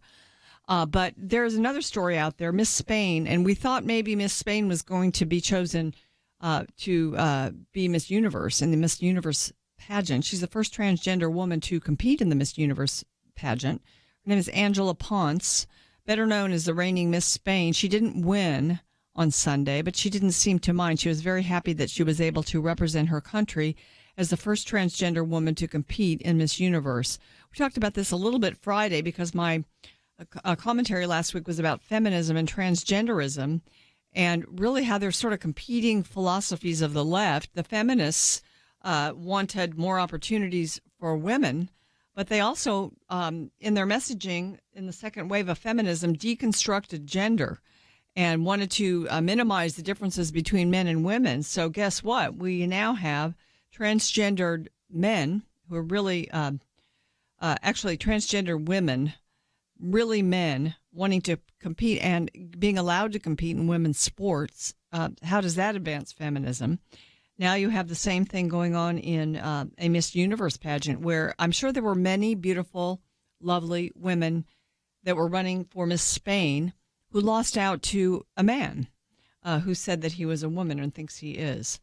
So too bad, but that's what's happening in the culture. And as my husband often says, we're entering nonsense. We're actually in nonsense with regard to some of these issues. Well, I am taking your calls for this final segment of Point of View. And let's go to Jim in New Hampshire. Hi, Jim. Thanks for calling. Yes, thank you for the program. I love it. Regarding Happy Holiday, one thing that I do to stand up for Christmas is starting in the fall when the catalogs come in the mail, if they're labeled Holiday 2018, I call the 800 number to tell them that I'm not doing my Christmas shopping from a holiday catalog. If they like to send me the Christmas version, I'd be happy to, but it's going right into the recycling bin, and my wife will never even get a chance to look at it. You actually make that phone call. I do. I would say I do that about 30 times. Yeah, we get so much. Well, listen, that's great. And I am encouraged by that because a lot of times we complain about cultural trends and things, but we don't take the time to do anything about it. And that's a really good thing to do. I mean, that would make a difference. What kind of responses have you gotten? A lot of times they'll agree with me. I'm just very polite. I just say, please convey the message to the people that up the ladder that make these decisions. But maybe next year you'll send me a Christmas catalog. So that the people are very receptive to it. They're just doing their job, Yeah, they are. Well, that's great. I think that's a great thought, and perhaps a lot of other people will think about doing that. I'm going to try that. I add something more to it? Yeah. On the back of my car, I make a little sign on my back window, and it reads, Merry Christmas, I capitalize Christ, and then Happy Holy Days, I capitalize Holy. My priest way back 20, 30 years ago, Father Kelly, I always remember him saying, Christmas is not a holiday. Christmas is a holy day. Yeah, it's both. It's really both. Actually, it's a holy day. It's a holy day. For those who are believers, it's a holy day. And but for the culture at large, we've adopted Christmas as one of our national holidays. And that's right. I don't think that's necessary. I used to think, that was diluting the holy part of Christmas. But now, this is just my opinion, I think it's good, and that to have a holiday and traditions and things that are just the culture, even the non-religious culture celebrates. Yeah. I think it's a good thing, not a bad thing. And when they say to me, "Oh, we do Happy Holiday to include everybody," my response to that is, actually, you're excluding everybody. How about let's hear Happy Hanukkah, let's hear Merry Christmas, let's hear Happy Ramadan, or whatever the holiday might be. Let's mention them all. Why not? Yeah. So, listen, I love your program, and Merry Christmas to you there. Merry Christmas, Jim. Thank you for calling in. I love your idea. Thank you for taking my call. Okay, well, I'm going to another call, and I'm not sure the name of the caller, but I want to take this call. It's from WPEO, and are you there, or am I just supposed to relate this information, Steve? All right. Hello? Hi. I don't know your name, but you're on the air.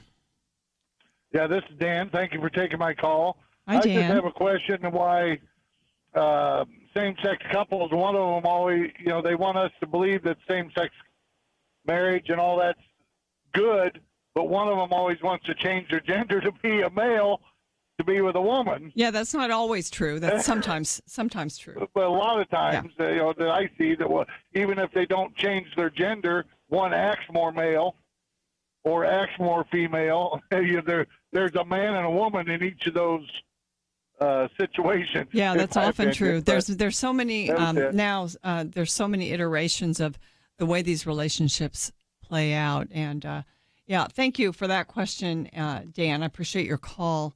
And I just do want to say that it's very interesting that I think it's been 3 years since the Obergefell decision came down from the Supreme Court. And it's amazing to think about how much has changed since then in the thinking of our culture and the thinking of our society. But not really. If you take the opinion poll, you're going to find that marriage is still very, very popular.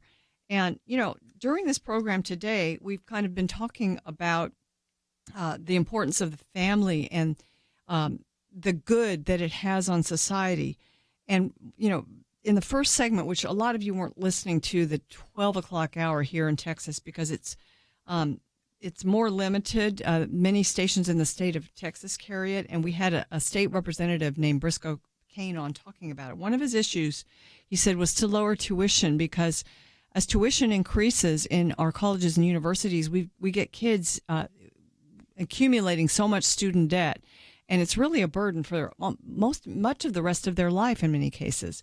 And so, they postpone buying a home, they postpone getting married and having children. So you're hurting the family in that sense. So the fact that we have such high tuition, and a lot of that has been fueled by the government also, government involvement in education. So that's one. And then we have the movies. We had Ted Baehr with us talking about the Christian influence in movies, not only in just the Christian-produced movies, but all movies, because of his influence and just you out there, the movie-going public, demanding it. We're getting more Christian and biblical messages and moral messages in the movies. And then Erin Brownback talked about the messaging to the culture. We need to think of new and more just acceptable ways to bring the pro-family message and spread the ideas that the family is the best way for a culture to really thrive and survive. So all of those have sort of been part of the program today, and it's God's idea. The family is God's idea. And so when we look at Christmas and the Christ child being born into a family, being raised in a family, even though he was the God of the universe, and then just God's way, that's what he created. It's something that we need to be honoring in our culture today. Ladies and gentlemen, this time I really am going to say, have a great evening. Kirby will be back tomorrow, and I will see you Friday. When the going gets tough, paralysis can be deadly. You look around, you see all kinds of challenges and problems. Our country is greatly divided, red versus blue. At moments like this, the future belongs to those who trust in God and don't just complain and fret, but do something to make a difference.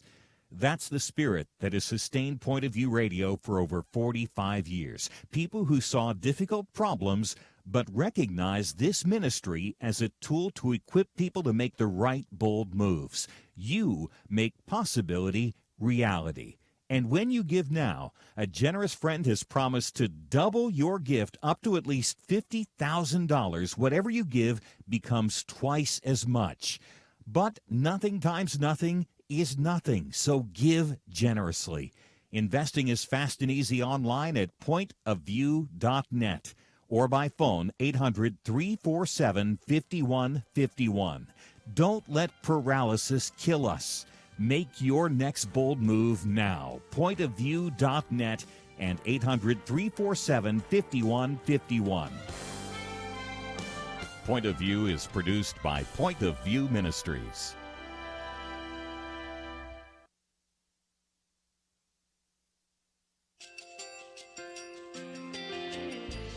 I just want to thank you so much for all the wonderful programming you have. You're just absolutely fantastic. I've recently started listening to Point of View, and I really found it interesting because of the different subjects you cover. Thank you for that. I really appreciate everything that you do in keeping us informed. Thank you, Kirby, for everything that you have been doing. I appreciate all the work that you're doing, advocating for the Word of God. Thank you so much. Point of view, I think, is absolutely necessary because it's a Christian perspective, a biblical worldview perspective, and receive very current, up-to-date information about what is really going on.